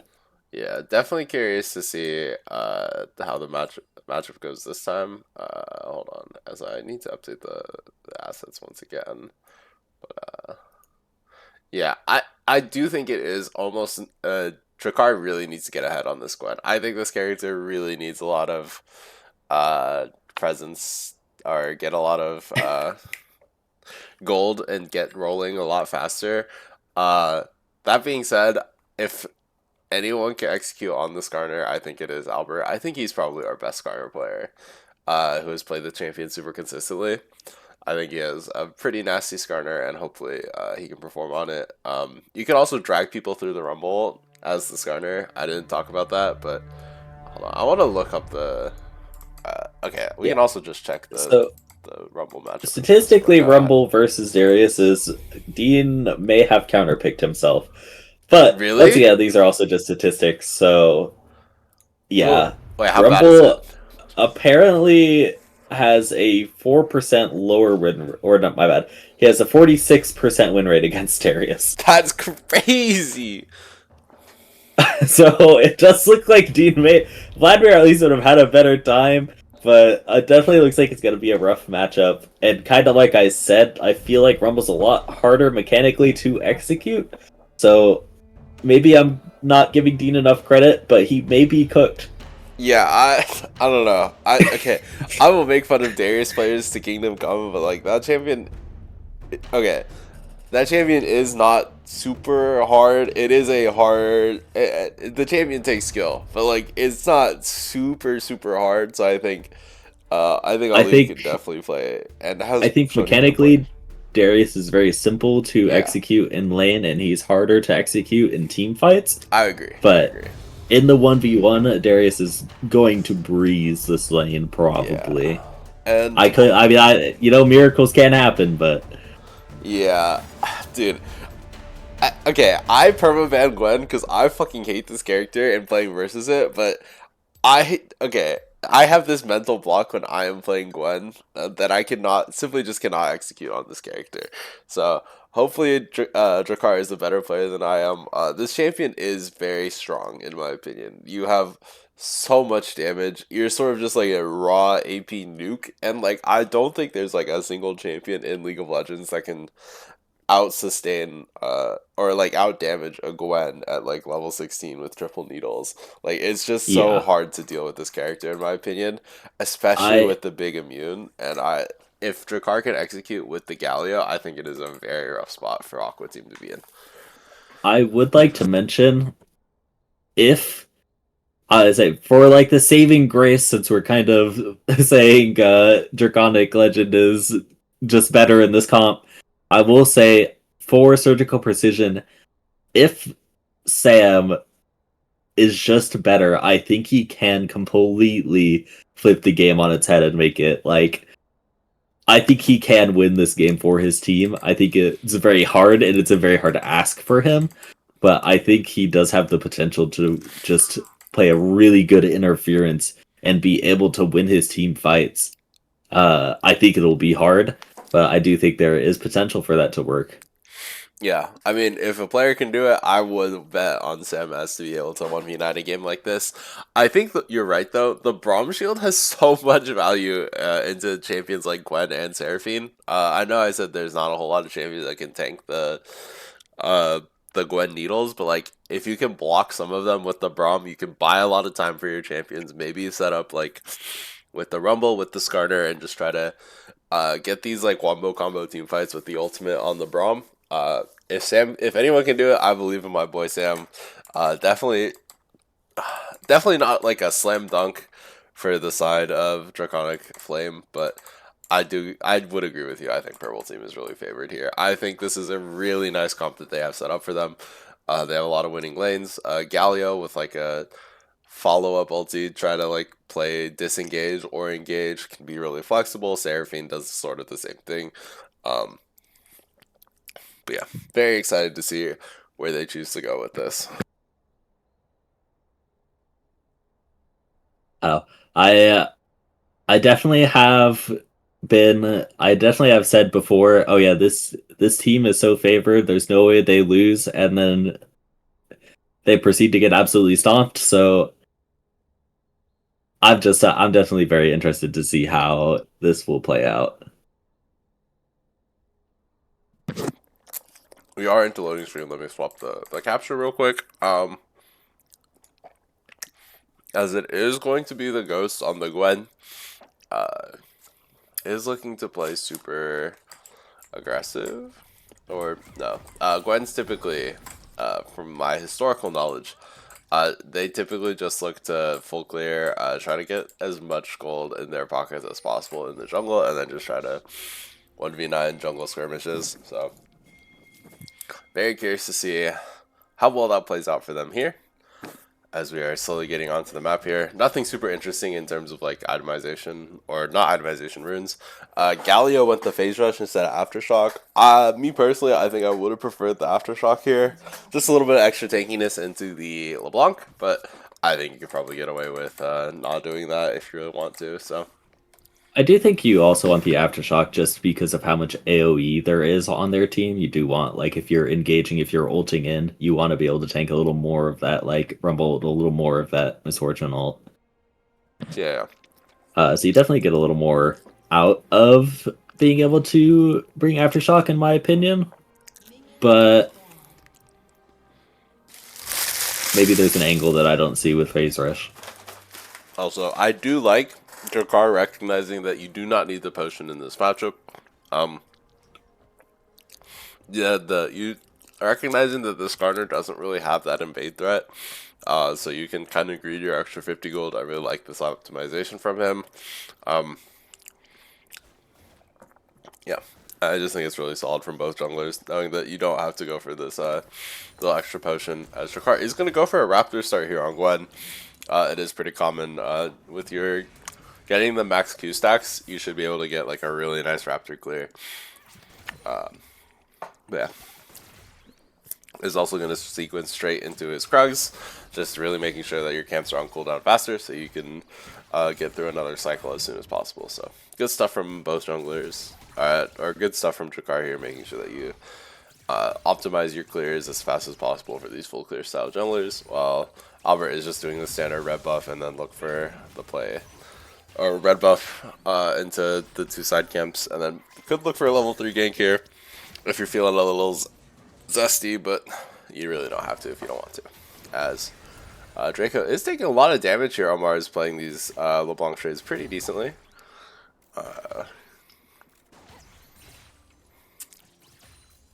Yeah. Oh.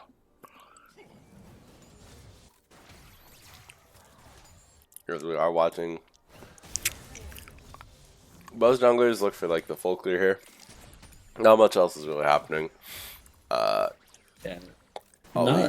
Not very much is happening on the map currently. Top lane, they haven't started their brawl yet. Yeah.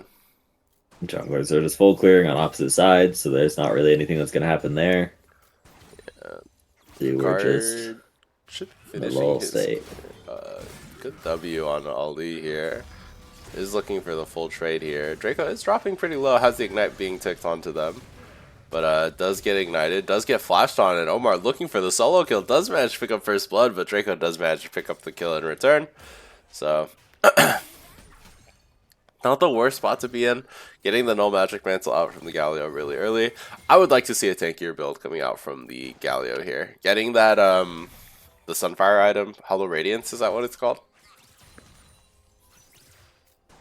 Yes. I think that would be really good, just to make sure that you can get a little bit of extra MR. Drakkar finishing his full clear, and then looking for extra invade if Skarner skipped camps. I like that kind of look from him. Is just going to run straight back to his Raptors here, though. So, not much really happening. The Skarner did just opt to base and get the Giant Spell, just start stacking that HP. Yeah, not much is It really does happening. look like Galio is most likely going to go Hollow Radiance. I think that's a common item on him. Yep. And it's gonna definitely make his lane a lot easier. definitely a very easy way to start cheating your lane as the Galio, just getting that no magic mantle. It gets a little trickier for the LeBlanc to just trade on you for free, so W being wasted a little bit here, but not much is really happening. They're just going to push waves into each other.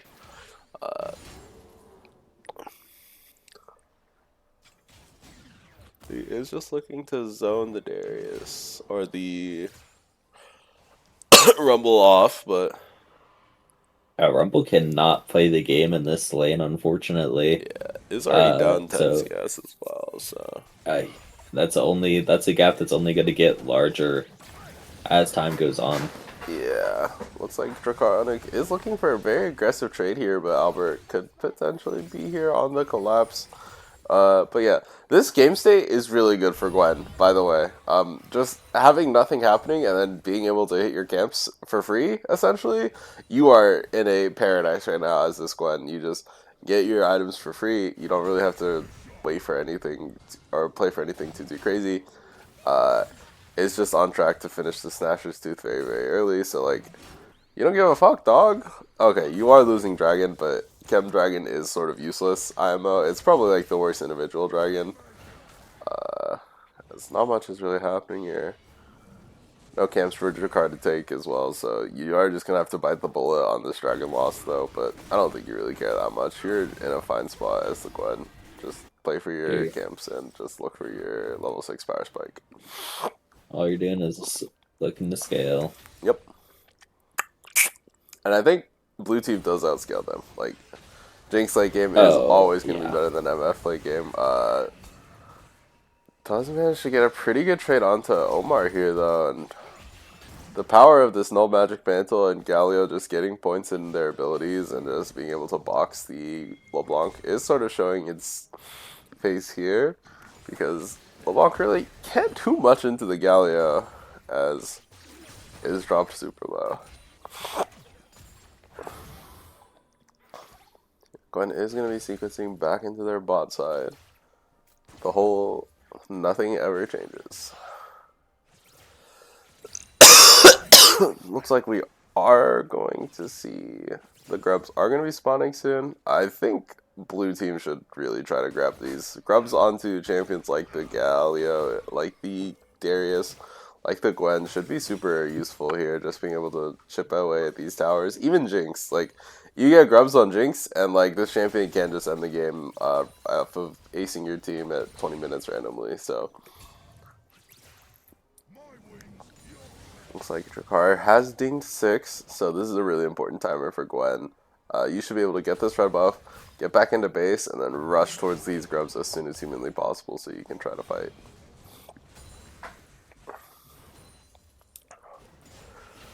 There's really nothing happening on this map. Trade coming out from Draconic here, looking for a really good aggressive trade. Does manage to proc the LeBlanc clone here. It does have the HP advantage in this play as well, so... oh wait, but Draconic... already seen. Ooh, gets their dash cancelled by the Skarner E. Does manage to taunt too, but they're all in position here. Sam with a really good rotate, and Ali could be out of position here. Is looking for this play onto the Rumble. Does flash away, but this could be a really bad position for Ali here. The LeBlanc is on the other side. Gonna look for him here, but they know that they have to back away. The Rumble is super low, but critically still does have the ultimate, so can sort of just be a little useful in this fight if they can get off the ulti. The ulti comes out from the entire team, but the really good Galio ult to cancel the MF ulti, and it looks like this fight is going to go the way of blue team here, and I think they just played this fight with a little more patience. Really good ulti from Draconic as well, just being able to cancel the MF ulti, and you get all 3 grubs, and you're like so comfortable with being here. Like, and Kathy got a bunch of free gold bot lane, so you're in such a good spot here for if you're the side of blue team. Yeah, Brawl did get a really good like block against the Seraphine ult, but unfortunately for misfortune, Gwen was already on top of her when she was ulting, Yeah. so there wasn't really too much that could be done. Yeah, Gwen was already on top of her. Galio got a really nice ulti on the ulta as well, so just a really unfortunate position. And this Gwen is in such a commanding position, able to dominate this game, hopefully. So,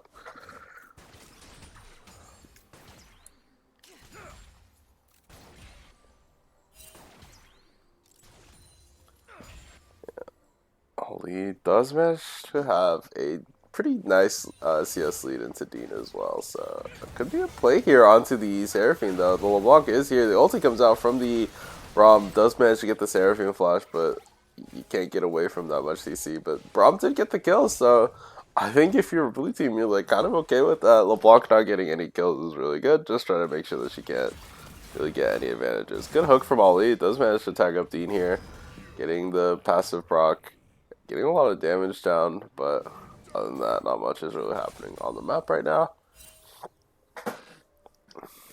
As we are sort of just waiting for this next big fight.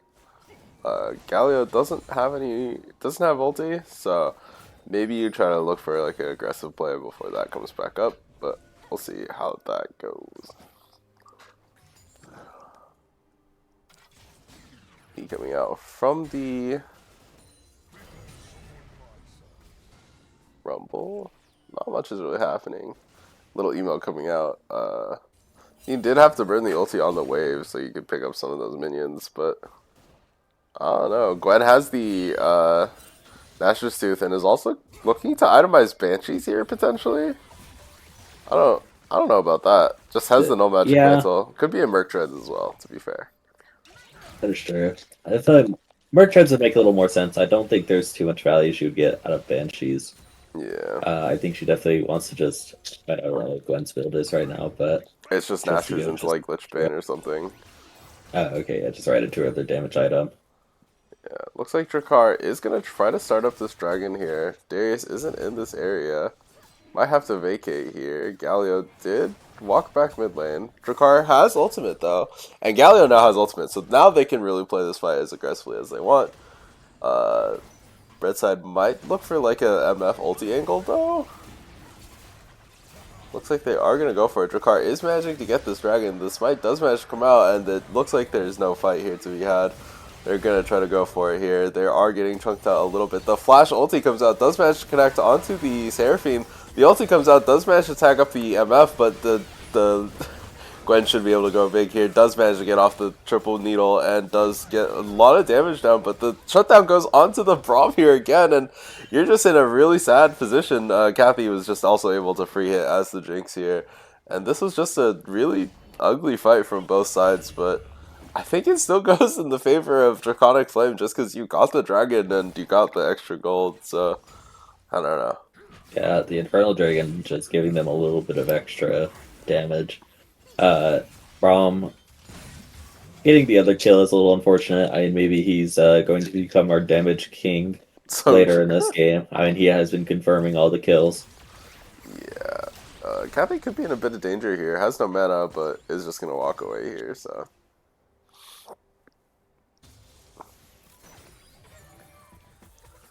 As the Qs are coming out.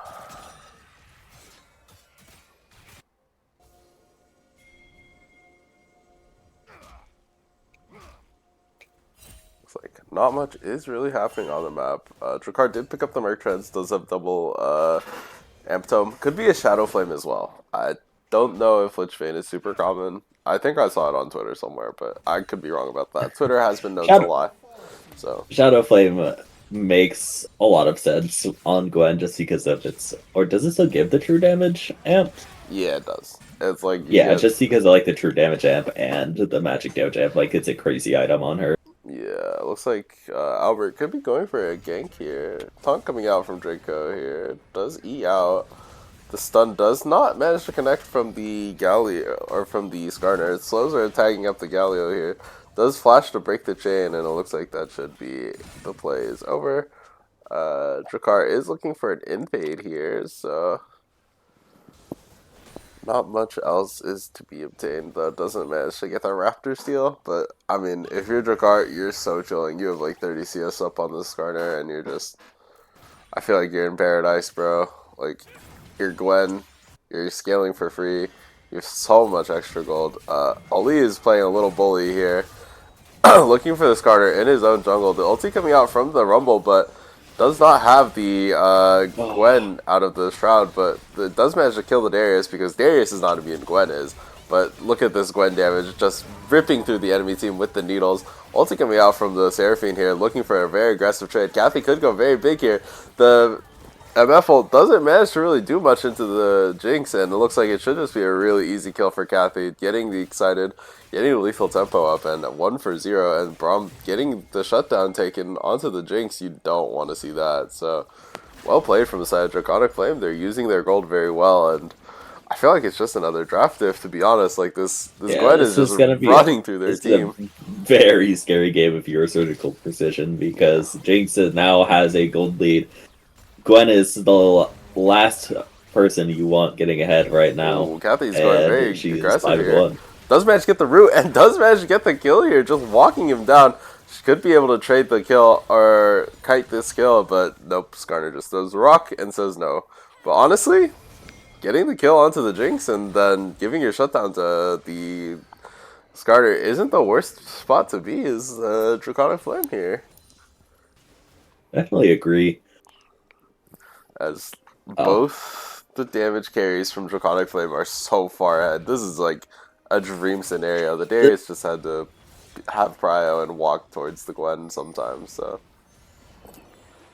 yeah, Darius already has like a huge lead over Rumble, CS wise. Already has like a kill, like 2 kills over him in gold. it's just gonna bump the ghost You here. maybe getting another one right now. Yeah, it does manage to drop the Q, and this should just be a dead rumble on my screen. Ulti comes out, and it looks like a nice solo bolo from Aldi. Yeah, the downside of that matchup is already showing where Darius just has a much better fight than Rumble. So there's Yeah, really nothing he can do. as he does manage to pick up the grubs here. And it looks like he is gonna drive the Herald into the tower. Does manage to pick up the tower here as well, and this Draconic Flame is just in such a commanding position. Has a nice, comfortable 6k gold lead. Gwen is just going to drop the W, looking for the really aggressive trade here. The E comes out from the Darius, does manage to tag up the LeBlanc, but the chains do manage to stop this play from going any worse. Rumble did drop the ulti though in this fight. The ulti comes out from the Galio, does get cancelled by the Brawl ulti, but the needles are just ripping through the enemy team, and this is such a clean fight from Draconic Flame, and they should be able to pick up everyone here. And Dracar is just going insane mode, and looks like it should just be a really nice Ocean Dragon. It's Riftmaker, by the way. Uh, Oh no, it's okay. Gwen is just so Thanos in this game already. She's just yeah. gonna probably run the rest of the game. And this is why this character is permabanned in my games, bro. I fucking hate this character. Yeah, she's definitely a obnoxious one to deal with. Yeah, as it is going to be the Ocean Dragon secured. You also had the same reaction that I did when I said Riftmaker. So, for those of you in the audience who don't know, every single Gwen player on Twitter complains about fucking people building Riftmaker on this character. I feel like this character has never really needed the sustain. I think that's like potentially a controversial opinion, as Sam is going to flash trying to lock up Draconic here, try to get this kill for his AD carry, but I don't know if they can get it. He's doing a great job of buying time as the Gwen is here. Does have the ulti as well. This could be a really nice turn. The E coming out from the Skarner does manage to tag up the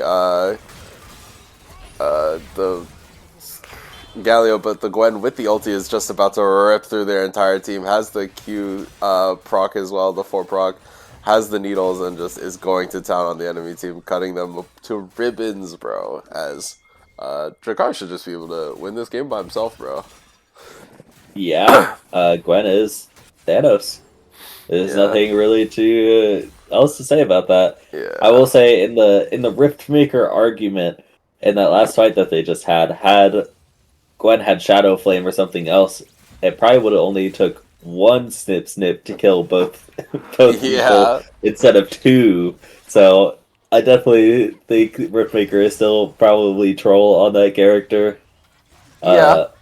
But But the sustain, bro. fortunately for Gwen, that this I don't think it really matters. I think Yeah. Gwen's power in this game is just way too valuable. Yeah. Also did just get the Shadow Flame third. So now we're on track for the correct items. Greer saying Aqua reverse sweep about to go crazy. So true, man. I mean, if it happens, it happens, bro. I'm a believer. But I'm a believer. Uh, yeah, I mean there is still the hope that maybe this is the final strong hand that they've got for the fearless draft, and now it'll be Aqua's chance to pull themselves back up from where their position right now. yeah, definitely, definitely potentially interesting here, as Ollie is going to get potentially punished here. The ulti coming out from the Rumble, dropping him really low, but they have to play so defensively versus this Gwen. The Gwen is going to drop the ulti here. The two needles coming out. The Seraphine ulti does manage to connect onto two, but should just be enough. Jinx is just free hitting on the backline here, and looks like they are going to grab two here. Could be a really easy Herald, or not Herald. What is this objective called? Autocon convert from the side of Draconic Flame here. So are going to try to knock down this mid tower first, though. Not really having a bunch of prio on this Otacon. Gwen could also just solo it, to be completely honest with you. They did make it so Otacon is really easy to solo. So, Yeah, I'm going to Gwen is try. very strong, so I don't have a doubt that Ooh, I'd be able Gallagher to is solo going that. really deep here, though. Could be a little risky as they just choose to back off here. As Gwen is going to just grab this Herald or this Otacon solo. Should be a nice influx of gold. Should be a nice amount of XP as well with all the flowers given. So looks like, yeah, it's just on purple team to just try to close out this game, I think. As they also have Yeah, like and a I don't have a 12k doubt gold that they'll lead. be able to that they won't be able to do it. Yeah, 12k gold lead, bro.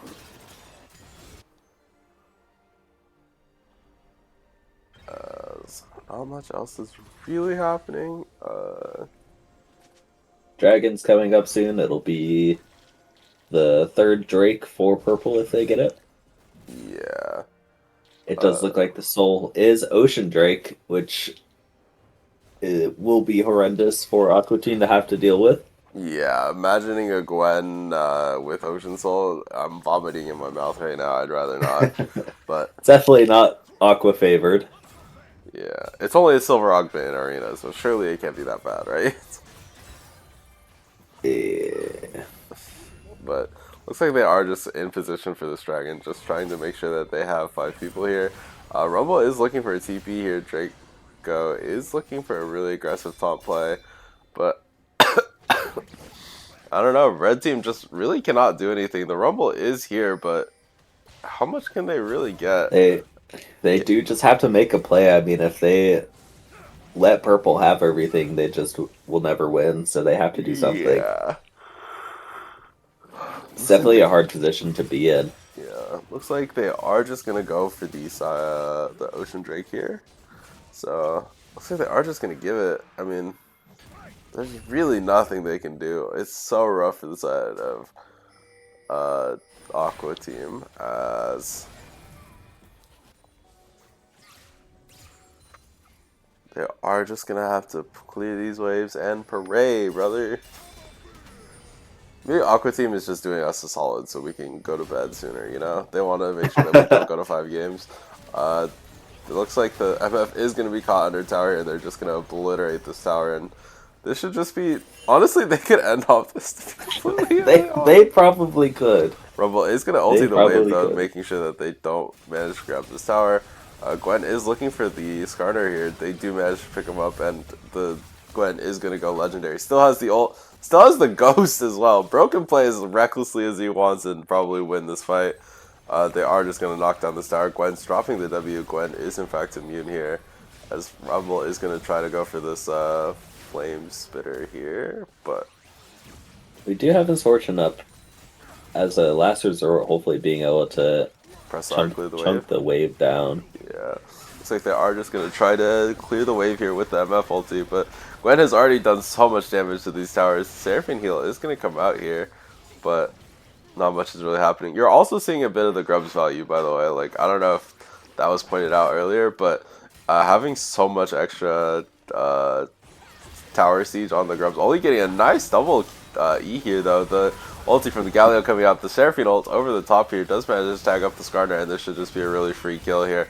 Looks like Drakkar is going to drop the ultimate, and they're ripping through the Braum here, as it is looking like they're just going to end the game here. Drakkar doing so much damage on this Gwen, and we snubbed him. We snubbed Oli last time, but Drakkar definitely earning his fucking win here on the on the Gwen. I definitely agree with Guru's take. I think Lispy and Kathy are doing an amazing job, and Mason was the problem. I agree. Primary season this last time. So but also, Drakkar did play a very major role in that game. Bro was he did a very good job. Did exactly what he wanted to do. He just free farmed until 6, and then won the game. Yeah, there isn't really too much to say about that game. If I'm completely honest, it was just kind of draft diff, Gwen, broken champion in League of Legends. Yeah, this champion is never making it through in my games ever again, by the way. There's a reason I fucking despise this character, and you just saw it right there. This champion is so Thanos in a lot of different ways, and it's just so disgusting to try to deal with this character from ahead. As we are going to get into Game 3, Draconic is still going to be on the blue side, so we're going to just run back the red side one more time. Hopefully Dean has a better counter pick than last time. I really didn't like the Rumble counter pick. Not a fan of that. Yeah. I don't think Vlad would have made really any difference that game at all, but at least I think he would have had a little bit of a better time throughout his lane. Yeah, I would agree. Let me get the assets fixed real quick, as we're going to have to get into the Game 3. Do you think we make it to Game 4? I think if... I hope not, because I've got the sleepies, but I also hope that we do, because then we get to see more games. So, for me, it's a win-win. Yeah. Do I think it'll go to 4? It depends entirely on the mental of surgical precision right now. I think they are definitely... They just had 2 games where they just totally drowned out because of comps, so they may not be the most thrilled about that. So I think there is like a chance where mental is just kind of shot, so people may be saying just pick me this champion so we can lose in peace and call it a day. True. But, there's also a chance that they are feverishly ready to win their game now. Pull out the reverse sweep would be hype. End up winning the Bilgewater Brawl of all Bilgewater Brawls. Yeah, as we are going to get into bans here, Draconic is choosing to ban out the Mordekaiser versus Dean. I do like this. I think making sure that Dean can be limiting the usefulness of Dean as a player, I think is really good. But Surgical is finally starting to be able to pinch Kathy's pool as hard as humanly possible. They let the Jinx through, they let the Ashe through. Now you just got to get rid of the Ezreal. You could honestly start banning mages and see what Kathy has left in the bag, but making sure that you can lock down some of these really key bans. Banning out Shen versus Ali. I do really like this. I feel like if you can give Ali a comfort pick in these last couple games, it's going to be a really rough spot for the side of Surgical Precision. They are just going to ban Mel and the Silas. I think Mel is a very strong character right now, and I feel like it is a champion in Omar's wheelhouse that he could probably play. Silas is a little different, but I think that champion is really good in high stress situations. I think that character has a lot of agency, as they are going to ban Lispy's Kennen. Sure, man, you got it, bro. As it is going to be the Lux. I think I did predict this. This is Kathy's Lux, I think. Thoughts? Yeah, I don't have a doubt that it is Kathy's Lux. I think after you've taken out all of her 80 carries, she's just gonna fall back onto the next thing, which is going to Yeah, be Lux 100%. yeah, And I do think if I remember correctly, I think I've seen her Lux before, and I think it's pretty good. So yeah. It's we a may once again be proving that Mason is the problem. so true. Karma pick in response. I feel like that makes a lot of sense. It's like another safe enchanter esque champion. I would like to see Drakkar on Kindred. I think Kindred here goes amazing with like these champions like the Lux if you can get a lot of power bot lane and just try to look for aggressive junglers. Like Drakkar has been inside of Albert's head the entire game, and I hope if they can get like a champion like the Kindred and they just play for that, I think that'd be really good. It is going to be the Caitlyn pickup for Kage here. I feel like he has been uh sort of been playing like even lanes into Kathy, whereas I think a champion like Caitlyn really wants to play aggressive, has the karma to pair up with it. So if they can really get on top of the Lux and just punish her, I think this could be really good for them. We'll have to see what their response is here.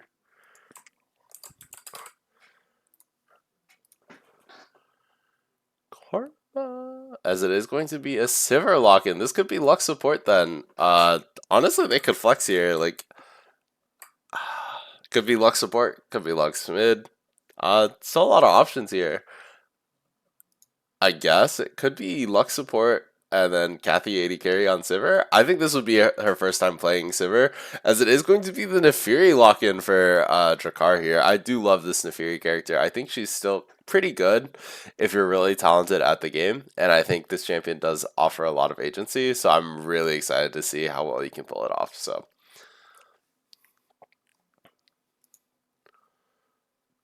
I'm definitely not huge on the or I'll let this go through. as it is going to be the Nocturne locked in for the side of Surgical. I think Nocturne is a really good champion right now. It's not a super hard jungler, so I'm really excited to see if Albert can pull it off.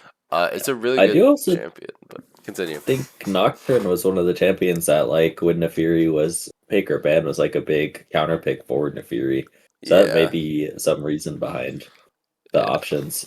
We As do, yeah, also see Mundo Gangplank come out for right up against Ollie, yeah, completely makes pitching sense. like the rest of his pool. As it is Really going to seeing be the something completely Ari new and the from him. Nautilus. Yup. Although Renekton is still up, so I wouldn't be surprised if that ended up getting blinded. It's Yeah, a very easy blind I pick champion. think they should blind pick the Renekton here and just say, Dean, you have no counters left, bro. Good luck, bro. Yeah. I mean, Lispy could go Camille, but I definitely think there's a big angle for Renekton to just be locked in here. Or Tom Kench. Is this Tom Kench support? Karma Support. I mid? think it is. There's no way Maybe. you blind Yeah. Tom Kench top lane into Lispy, right? Yeah, I don't think it's. I think we're still giving top lane counter pick. I think it's definitely Tom Kench support. It is one of the things Sam liked to play in our season. Yeah. Um, yeah, So if it is Albert Karma, I think it could does be pair really Karma well. top. Ooh, we're gonna get the Kassadin lock in from Draco here. You need a hard tank top lane. You need like someone to really bridge this comp together. Just really try to. Unfortunately, there's like no tanks left. Yeah, you could go Maokai here, I guess. That's true. Maokai would go decent here. Orange banned. Renekton. I mean, I Nope. guess, bro. Yeah, you can just slam the Renekton. A set, okay. Not really a tank, but I think it does really well into the top Gench. And this is a pick I wanted him to pick up in our season, and I think he did play it a couple games and play it well. So, not super upset Yeah, with this. Really,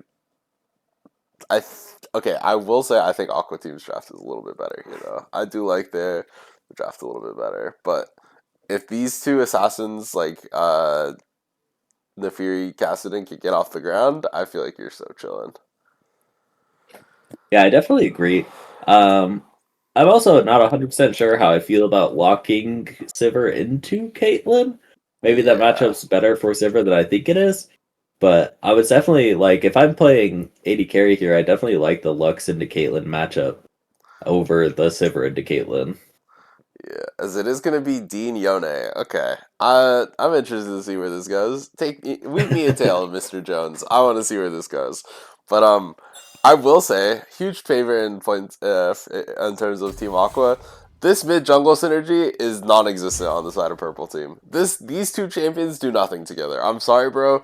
Like they both want to kill one person and that's it. Neither of them do anything for each other. This jungle mid synergy is ass. Like I would never want to be either one of these characters right here, bro. Like the fucking Nefiri wants to go in. What is Kassadin gonna do as you're ulting in for them? You're gonna do more damage? Like, I don't know, man. I am so not a fan of this setup from them. And you're sort of relying on Set to be your only utility in this draft? Like, you're relying on Set to be your engage? Really? I'm just so not a fan, bro. Surely they put Yeah, Yone well, into this Cassidy and run Karma top. I think if Dean uh plays Karma top during Pride Month, I think I will kill him. Thoughts? that's crazy. Uh, yeah, I think it would be a lot smarter of a lane setup because I don't think Yone would do that great into set. Um, Yone will definitely have a lot easier of a time into Kassadin. Like Kassadin gets no value from his passive or his Q really. Uh, so I definitely like the Yone versus Kassadin way over Yone versus Set because Set has a lot better chance of winning, and Karma can just negate Set's existence. No worry. I will be asking just so I can go. I can fill out the draft. But if Dean plays Yona into set, he will be down 50 CS. Yeah, but if he plays Karma top, I think he deserves to go to jail. What's Karma I Karma think top Karma Yona mid? Top is the most logical way to go about it. Uh, Dean is playing the Yone, so oh my goodness. Well, this is going to be a very interesting game. Uh, yeah, I don't really. If Dean is still going top lane, I definitely don't agree with the lane assignments. But hey, maybe they know something I don't. yeah, I think if Omar plays Karma top though, I will have to report him to the authorities. We will have a killer on the loose, bro. We will have an evil person among us, bro. Like I don't think morally we can allow this, okay? I guess it is I going to be think the Lux 80 or Lux support and then Sivir 80 carry and knocked Draco Cassidon. Okay, but they are sending Omar top. These people think they're so funny, bro. You people think you're so clever. You're so witty. Kill yourself. Anyways, I'm just kidding. In Minecraft, in uh Minecraft, in Minecraft, in Minecraft, in Minecraft. Please, in Minecraft. anyways, uh yeah, I mean, I think it makes a lot more sense to have Karma top. I mean, maybe Omar is just more comfortable playing Karma top. Uh, kind of like mentioned, a little bit of lane swappage is necessary for Aqua Team, I believe. There's still the opportunity to get Zac in if they end up winning this game. Uh, Maybe this is the point, like I mentioned, where it just flips because champion pools are just totally dissolved at this point. So it's just up to whatever chaotic goodness is happening at the moment. Yeah, definitely an interesting draft from both teams. I don't know. I think purple team's draft is kind of horrific. Like, I'm sorry, bro. This draft sucks. I cannot say it enough. This draft is ass. I think Nefiri and Cassidy want to do the exact same thing, but don't help each other do that thing at all. I would not want to be either one of these champions, bro. And like, you're relying on Set to just raw hit W's on this comp versus Karma. Like, you have to do so much work on this set just to be able to play the video game. I would not want to be purple team any day of this week, bro. Like, It is so easy to sit there and deny assassinations with the Tom Gensh. Caitlyn should just never be on the same screen as the fucking Nefiri or the Kassadin. Like, you are just sitting here and praying that Nefiri and Kassadin can just magically make it to level 16 unscathed. Which, I'm just saying, it could happen, but like, I just don't think it's possible, bro. Like, I don't know, man. I'm not a fan. Not a fan.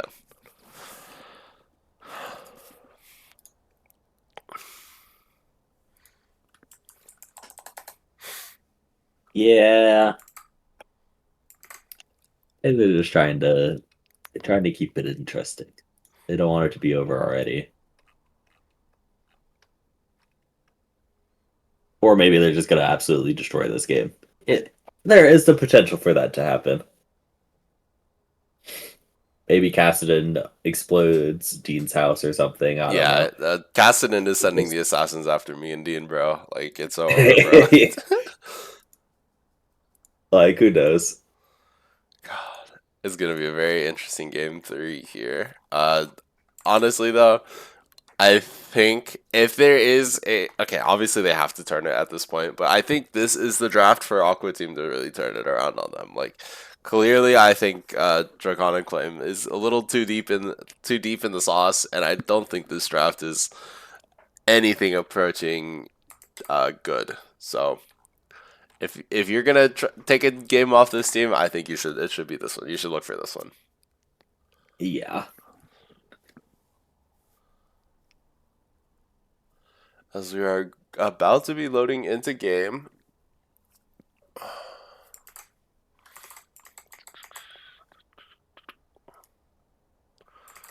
Oh.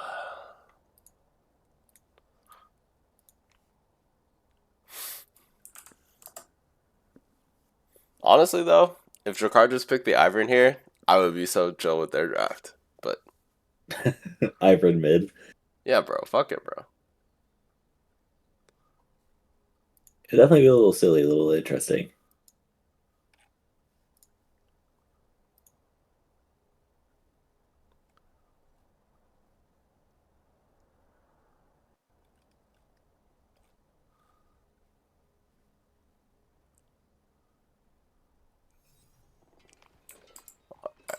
As nothing super interesting in the runes. They are gonna go Conqueror on the Nocturne. I think that's been the most common setup for him. I think there's an evil person on Twitter who I will not mention by name.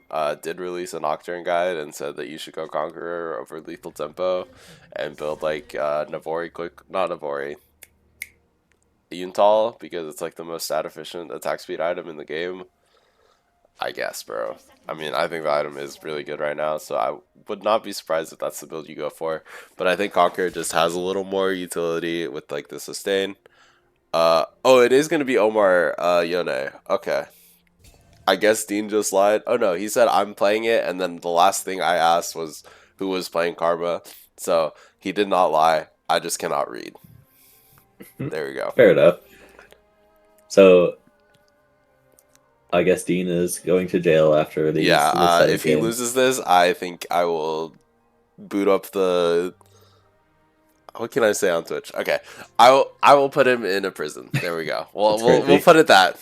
Yeah, I'll let the imagination do the rest. You Okay. will walk into his room and say, "How dare you?" So true. So true.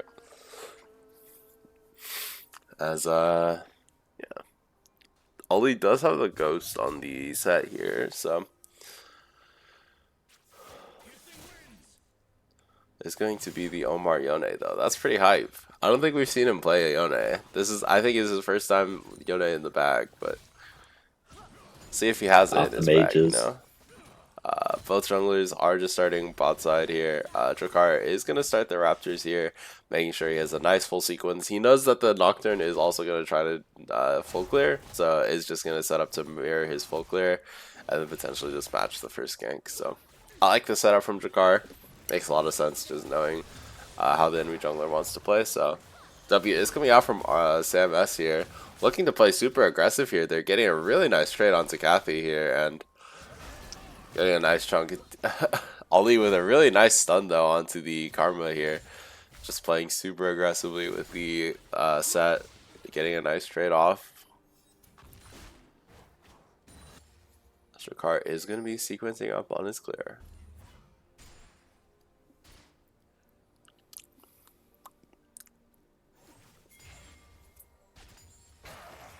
I don't know. That is, it is going to be a nice W onto Sivir from the Tahm Kench. Does have to burn heal and flash. Oh, The barrier coming out though, well played from the side of red team to get out all of Kathy's summoners. So should it's be in very a well played. rough spot, as Kathy does have to take a bit of an inopportune base. But outside of that, I think you're in a good spot if you're red team here.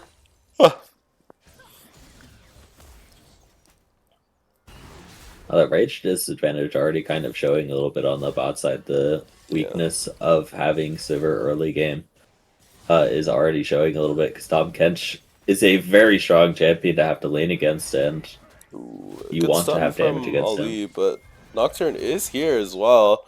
Did just burn the W critically, but Nefiri is on the way here. Does manage to dodge the Q. So this should be a really easy turn from Jakar here if they want to go for it. Dean has no damage. The W coming out does manage to eat the first Q from the Nefiri, but so the stun doesn't connect. And Jakar should just be able to get the crab top side and top diff, or jungle diff, I guess. As Kassadin is down 15 CS to the Yona, this is a really rough lane for the Kassadin. But did opt For for the now. fleet footwork. Yeah, should outscale. But, I mean, this Kassadin champion did just get slaughtered, did it not? I haven't read that in the patch notes. Maybe he has. Can you check real quick? Yeah. As Drakar, Which patch Cassidy?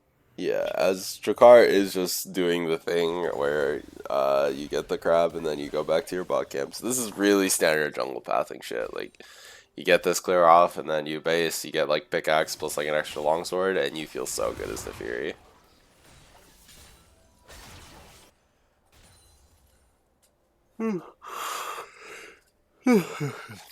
As they are gonna path into the golems here. Or Krugs.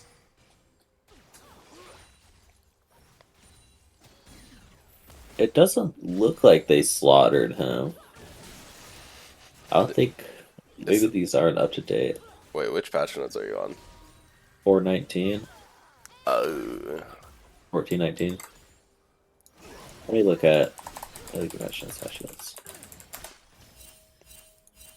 I think I was looking at the wrong thing. Yeah, you were looking at the very wrong thing. We're on 25.11, bruh. Oh, casting got adjusted. Let's see, go all the way down. Kassadin. It.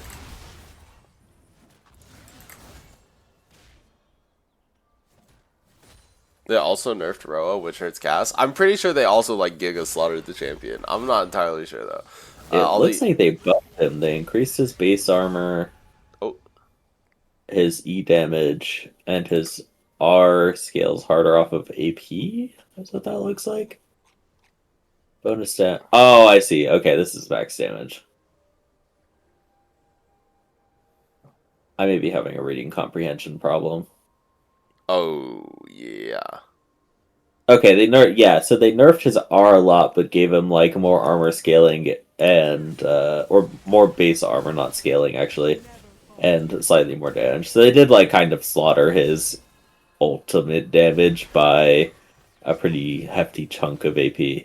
Yeah, and you get 10 extra damage on your E and a little bit of armor. Yeah. So I'm gonna say he got slaughtered. I don't know about you, but that doesn't seem very good as a trade-off. But Seems like a reasonable thing to do if you ask me, but yeah, they did also nerf Roa, so that build is gonna be a little trickier for Kassadin to get online. Definitely gonna be in a bit of a power trough, as looks like the Nefiri is going to go for the Spear Shojin setup instead. Has the Tunneler here. Could be a lot of different items though, to be honest. But yeah.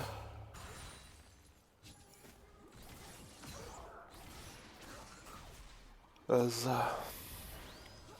well, I mean, we were talking about how Aqua Team just wants to, or not Aqua Team, Draconic Flame does just want to pray that they can hit 16 randomly for free. Based on how the game is going, it's not unreasonable. I mean, Red Team does have like a fairly, not as significant, but does have like a small gold lead, I think, just based off like CS and tower plating. But And having a Drake. yeah.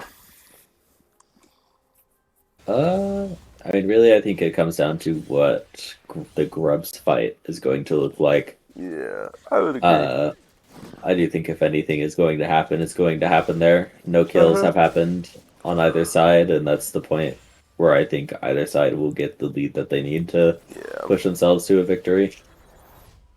I agree. It looks like there could be a dive angle on the Lux, but there's two people just rotating down. They're just gonna sack Grubs here, by the way. That's crazy work. As This, Ali is here, does manage to get the pull off. They do manage to get first blood. They should be able to get here, two here, and Dracardi gets a nice shutdown, and they just gave Grubs for that. Like, I guess I two instead kills? decided instead of Grubs, we're just going to avoid any risky thing happening and just run bot. Definitely is weird. Flash coming out from Draconic as the Karma route did connect there, but like I think Grubs is good for red team because like you want to be able to close out the game faster, and that shit does help you a lot. But W coming out from the TK here. Kathy did get a nice spell shield onto the W, but the stun coming out from the Tom Kench is very dangerous here. Good dodge from Sam on the binding. E coming out, still managing to tag Kathy up. The Q connects Oh, and she drops so low. But Alex definitely wants to look to body block a couple more of those abilities. She kind of let Saber tank everything, unfortunately. Although it yeah, does, some of it was a little bit of misfortune with the Tom Kench Q just like kind of going faster and hitting anyways, but yeah. definitely a lot of damage that could have been prevented. E coming out from the Lux here.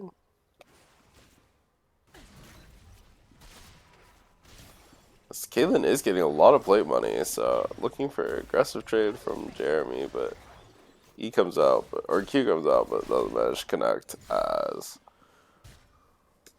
Oh, I don't know. Draconic Flame is playing the early game that the way that they want to play. I just don't know if it really helps them too much.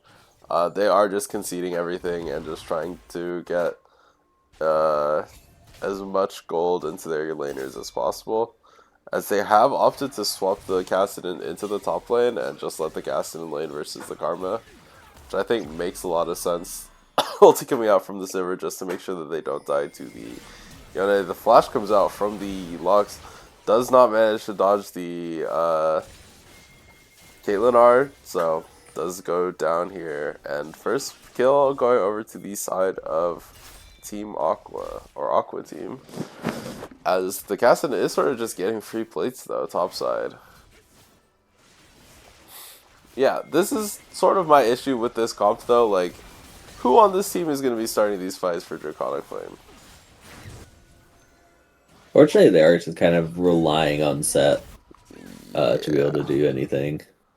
Yeah, looks like Draconic is just getting to lane into the Karma, and this is sort of the dream that you really want for the side of blue team. Just being able to scale for free on the Kassadin while the Karma, yeah, sure, she gets a lot of poke onto you, but like, do you give a fuck? She never like can solo kill you. No, am I dumb? I don't know. Nefiri did also rush the Spear of Shojin. I feel like the more common rush is the Eclipse, right? Yeah, you definitely want the Eclipse Source just for like the extra bit of tankiness, the extra bit of fighting power that you get. Yeah. I mean, I can kind of see the Spear of Shojin working because I'm pretty sure it amps your dog damage, but I feel It like it does. does put you in a bit of a trough because you don't really get the shield from the Eclipse proc, so you feel a little bit worse, a little less tanky, even though you get more HP. The ulti coming out from the Lux, but good confirm from the side of Aqua team, just making sure that they can get this Infernal Drake, and it looks like they did manage to secure the first 3 objectives, I think. So they should have objective feat here. Kathy is getting 1v1 by the TK. They do get spat onto the trap, and it looks like it is going to be 2 kills for the side of red team. But Set is going to ulti the Karma back into the tower, but Flash from Dean does manage to save his life here, so. I definitely want to just keep swapping those lanes. Send Yeah. Kassadin back down over to the mid lane, because you don't want him against Yone in a long lane like that. Yeah. Yone does almost have the Borg, I believe. Ulti coming out from the Nefiri does manage to pick up the Karma here, and Jakar, I know I said that these 2 champions with Lane and Jungle don't really have any synergy, but if Nefiri can just snowball by herself, then it still is a Fed Nefiri, so.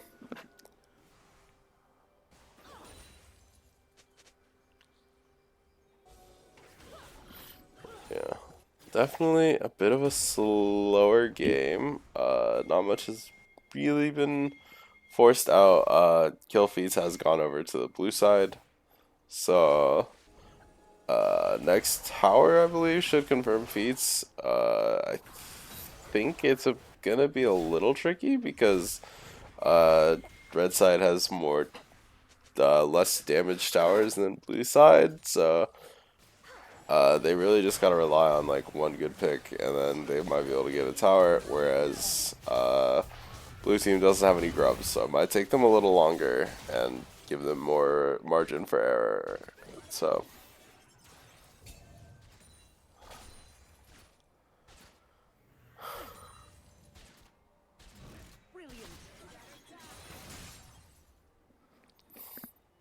Not much is really happening outside of that, so. Now we're just waiting for the game of the scaling, I think, Yeah, between the Kassadin and... both teams are in a bit of a power trough right now, so you just gotta wait till you get some items from both teams and then just see who wins, bro. Show your hands and say go fish or whatever. The next objective's coming up in a couple of seconds. Gosh.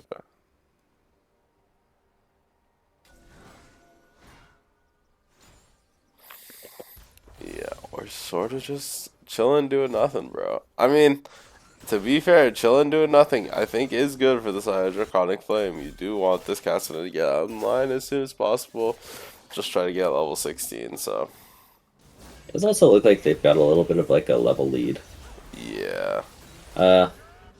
In this dive, you definitely want Nefiri to be tanking that. But it looks like it worked out for them anyways. True. You have a very good play punishing the top laner for locking in a mage, a ranged character.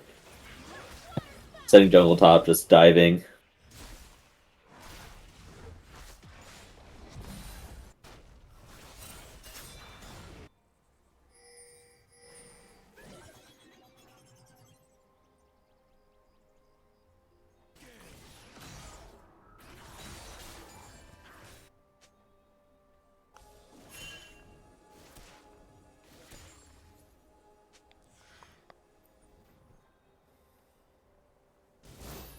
Sorry, give me 1 second, guys. Sam is forced to burn the flash here, but I don't know.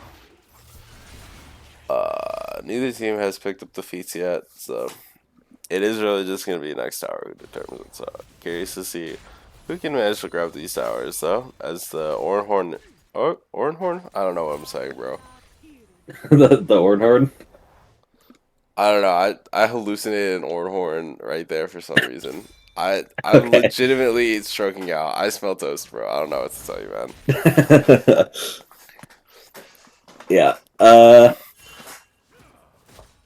There's not too much to say right now. We have the Herald up, the next Drake. When is the next Drake is coming up in 30 Oh, they seconds. did Could get be the next feats. opportunity to Gotcha. make a play. They got the bot tower. So bot tower was obtained by the Caitlyn. Makes a lot of sense just being able to get the feats. Nefiri did go for the Serpent's Fang second, so is trying to make sure that there isn't a lot of shield value. I think it has phenomenal value here as well.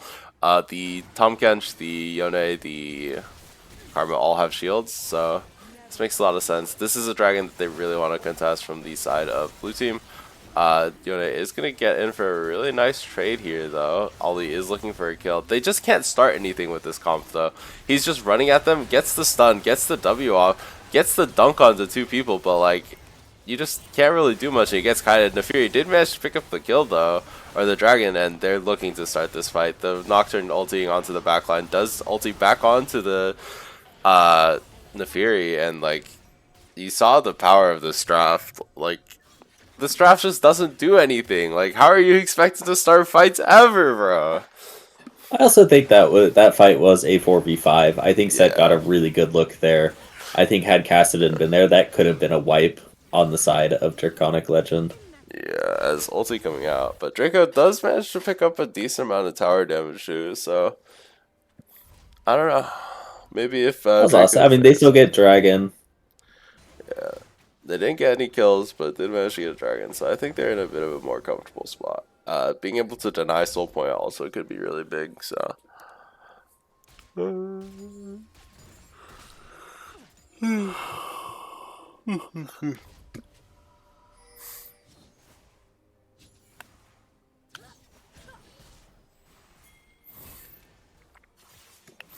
Look, I am really EP. I really hope this does not go to 3 games or 4 games. I cannot lie, brother. Yeah, I'm definitely falling asleep in my chair. Unfortunately, both casters are EP people. So true.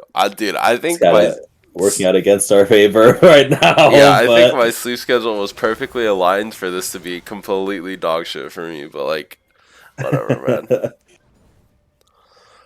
As it looks like the next Herald is gonna be the fight here, but they're gonna try to force this play. Ali is bot lane, so it is gonna be hard for him to beat down here for this Herald. But it looks like they might just sack the Herald and go for tower, which reasonable. But Sione is finally back up. Cassidy did portal into the top side, so is gonna grab this wave. Just look for as much damage as possible. Looks like Nocturne is sort of in the area. Looks like they might try to grab the tower here, and then Ali is gonna look for a play here onto the ADC. Does not manage to get it, but do manage to pick up the tower. So really utilizing their pressure here to bring 5 people and knock down this tower. Draco is looking top lane for the tower here. Did burn the ulti. Should be able to get it here, but the Yone is here as well. They're looking to just go execute. You're not getting that execute off ever, bruh. But good effort, I guess. Ali getting a really nice pull. Does manage to get the stun. The ulti coming out from the set. But Dean with a really nice flash does manage to get out of here. Did the cast didn't make it out, by the way? The cast yes, did the just make it Cassidy out. made it out. Made the trip around the world. Yeah, Lux also got like a really nice snipe. So well played to Jeremy. They're still really competitive in this game from blue side, as the W coming out from the set does manage to get a bit of damage down, but other than that, not much else here. As Spike coming out from the Nefiri does manage to pick up the wolf, the wolf. The wolf, the wolf, the wolf. They're just looking super aggressively for these fights, and I don't know if you really got to do all that, Chief. I Otacon definitely is up. don't, especially just because level wise right now they're just so ahead. Yeah. Like Dracar is 2 levels above Nocturne, and Nocturne just leveled up now. Yeah. Lispy has a level on his opponent. Yeah. I mean, Kassadin is a bit behind, but they're sort of just AFK top lane forever. Yeah, still scaling to 16. Like Yone is falling behind in XP as we speak. Yeah. The Caitlyn is up here. Should be able to pick up this kill. But they know that they could probably just start the dragon here. Drakkar is looking really aggressively, fishing for these engages here. The ulti coming out from Kathy does manage to dodge out the Yone Q, and they're really fishing for this. Ricard does still have the ulti, so they're going to force them away really deep. As Sam is looking for some poke here.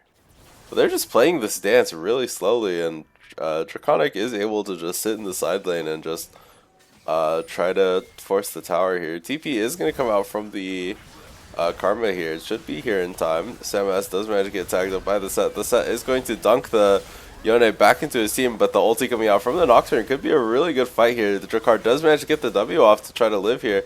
Good bind from Jeremy trying to hold them off, but the Nocturne does finally manage to pick one up. But this is going to be another kill going onto the Sivir here, and Kazan is just chilling in their base, bruh.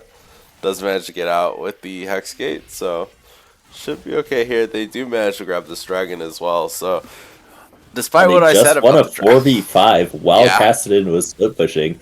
That is crazy. yeah, I don't know, man. This Kassadin is just AFK in the side lane forever, and they can't punish him. So, and they're not really forcing the fights on the other side very well. So, I don't know. Sort of feels like a do nothing game, and then they got to level 16 and should be able They're to win going for to hit free, level bro. 16. Yeah.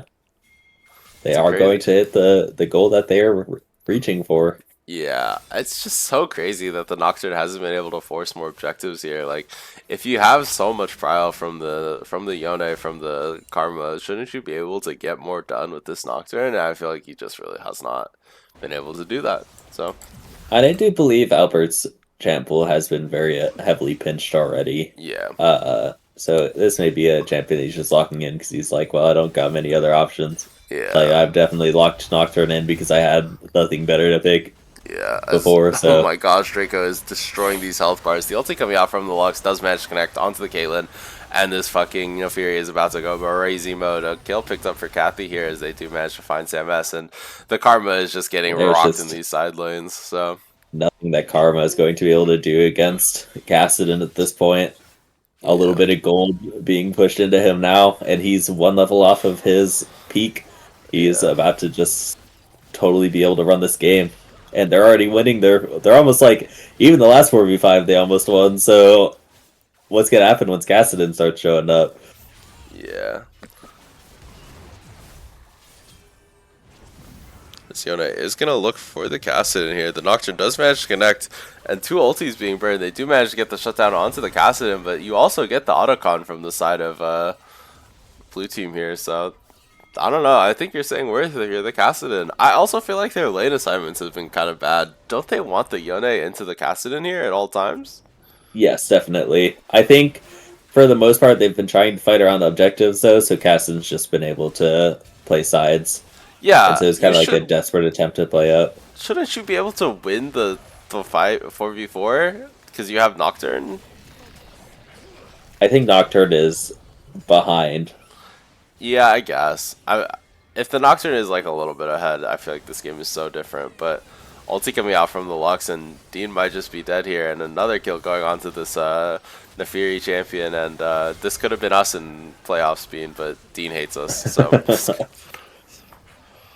but yeah, definitely a really strong performance from Jakar here. Very scary jungler, and getting a lot done here in these fights.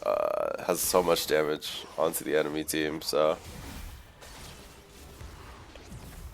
Yeah, Draco should be able to kill the Yone here, and she is just so strong, bro. Looks like the Draco killing Yone on her own is definitely not a very good sign for the side yeah, of surgical just position. deemed level 16. Casted and nerfs be damned, bro. As they are just gonna start up this Baron here. Drakar is doing red buff, by the way. I love being a jungler sometimes, bro. Sometimes you just say fuck your team and just fuck it, bro. I want this red. This is like every jungler ever in the world, by the way. Your team could be hitting Baron, but you're like, yeah, I want this red buff, bro. You wouldn't get it. I get a little extra gold. True. Looks like they are going to be able to get it. He has no smite, so... But still managing to get it, regardless, so... Should be able to use this Baron to close out the game, as... Maybe we get our wish, bro. Dean made it quick for us. Shout out to Dean, bro. Shout out to Dean's team. That's So crazy. true. It's not over yet. Yeah. Although this Nocturne crashing Herald into the tower definitely is not an ideal scenario for him to be in. Yeah, Set does manage to. Sivir is also here as well, and Kathy does manage to pick up another kill. Draco's sort of just playing in their jungle for free. Ulti coming out from Jakar Oh, should be and able a to get a huge. really nice kill. The ulti coming out from the Yone does manage to tag up too. Oh, Draco does manage to flash away, but Jakar is a bit stuck in La La Land here as he is trying to E away, but the team is here for the collapse. Kage does manage to pick up the or Caitlyn does manage to pick up the cast in, but Drakkar is going to turn back around for the flip here, but Dean does manage to get the root off, but Drakkar lives on a oh, with the sliver of Nefiri. HP! Yeah, the Nefiri heal is just enough to save him. Yeah. How much HP? Good question, bro. I don't remember. Do we want to check chat for the we'll check. I'm curious. Hold on. How low did he get? 90. Four Oh, 4 4 HP. HP. Wow. As, they're gonna just go knock down this tower. Honestly, they could probably just end the game here, to be honest.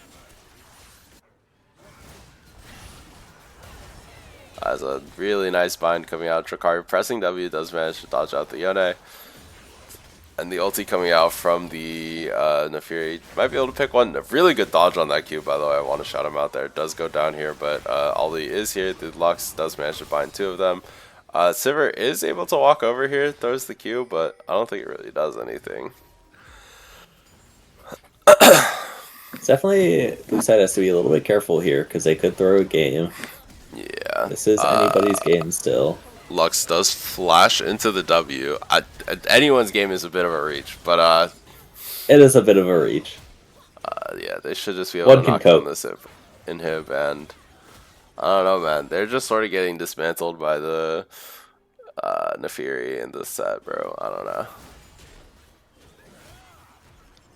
One is allowed to cope. Yeah, it looks like they are gonna knock down triple inhib here, and they do still have the Baron. The ulti coming out from the Nocturne, looking for the team here as someone joined the call, but yeah, they should just be able to end here. Draco is sort of unkillable. Ulti coming out, does manage to pick up the Tom Kench here. Ollie gets a really nice W and does manage to pick them all up as the minions are doing a number on the Caitlyn here, but Ollie is just gonna base here as, okay, hold on, let me get scoreboard to cooperate. As yeah, this should just be an end of the game here. Kassan is gonna go for the TP here. Only two up. Might be able to just do this. Looking for the Expeke? Question mark. Do we call this the Expeke? This is not an Expeke. Just get Gates out.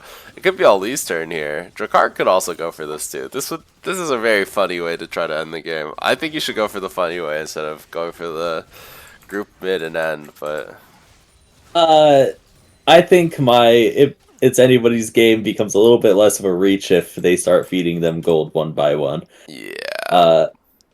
So But I definitely think they consider should end the game in a more organized way. proper manner. Yeah, but like consider that it'd be funny. Thoughts? Aren't you the one who's like, I'm all tired? You I think was, but like it would be funny, I will say that. It would be very funny. yeah, Ollie gets a nice pull onto the Lux, onto the Caitlyn, but Lux does whiff the Oh, ulti. that's a Yone huge comes out W. with the nice ulti, but it looks like they just have too much money in their wallets, and this should just be an easy 5 for Yeah, 0, they just and win. they hit the Nexus. What can I say, man? I slandered this draft 9 ways to Sunday, but Draft they and draft doesn't they matter. won it. Yeah. Oh. There's definitely a lot of very good, well-placed W's coming from Set. I mean, that's a win for Surgical Precision. You mean They 3-0'd. Draconic Flame? Or yeah, my bad. Draconic Flame. Interviews. My brother in Christ wants me to do interview every time. I'm too tired, bro. You hate me, bro. Yeah, good games for Draconic Flame. They all played very well, I think. So No, those are very dominant games on the side of Yeah. Uh, Draconic Flames. yeah. Shout out to everyone I who think that'll came them out to win. for Bilgewater Brawl. So, we had 5 games max. We had 3 games, but I still don't want to do an interview. I'm tired, bro. And you said tired on 3 is crazy, bro. What do you want from me, man? My sleep schedule is all goofy because I went on vacation, man. But yeah, thanks everyone for tuning in. It was a really fun series. I will be back. We will be back at some point. Dean will make an announcement or something for future Scrims events. So Yeah. thanks, y'all. Congrats to Draconic Flames. Yeah, congrats. Bye.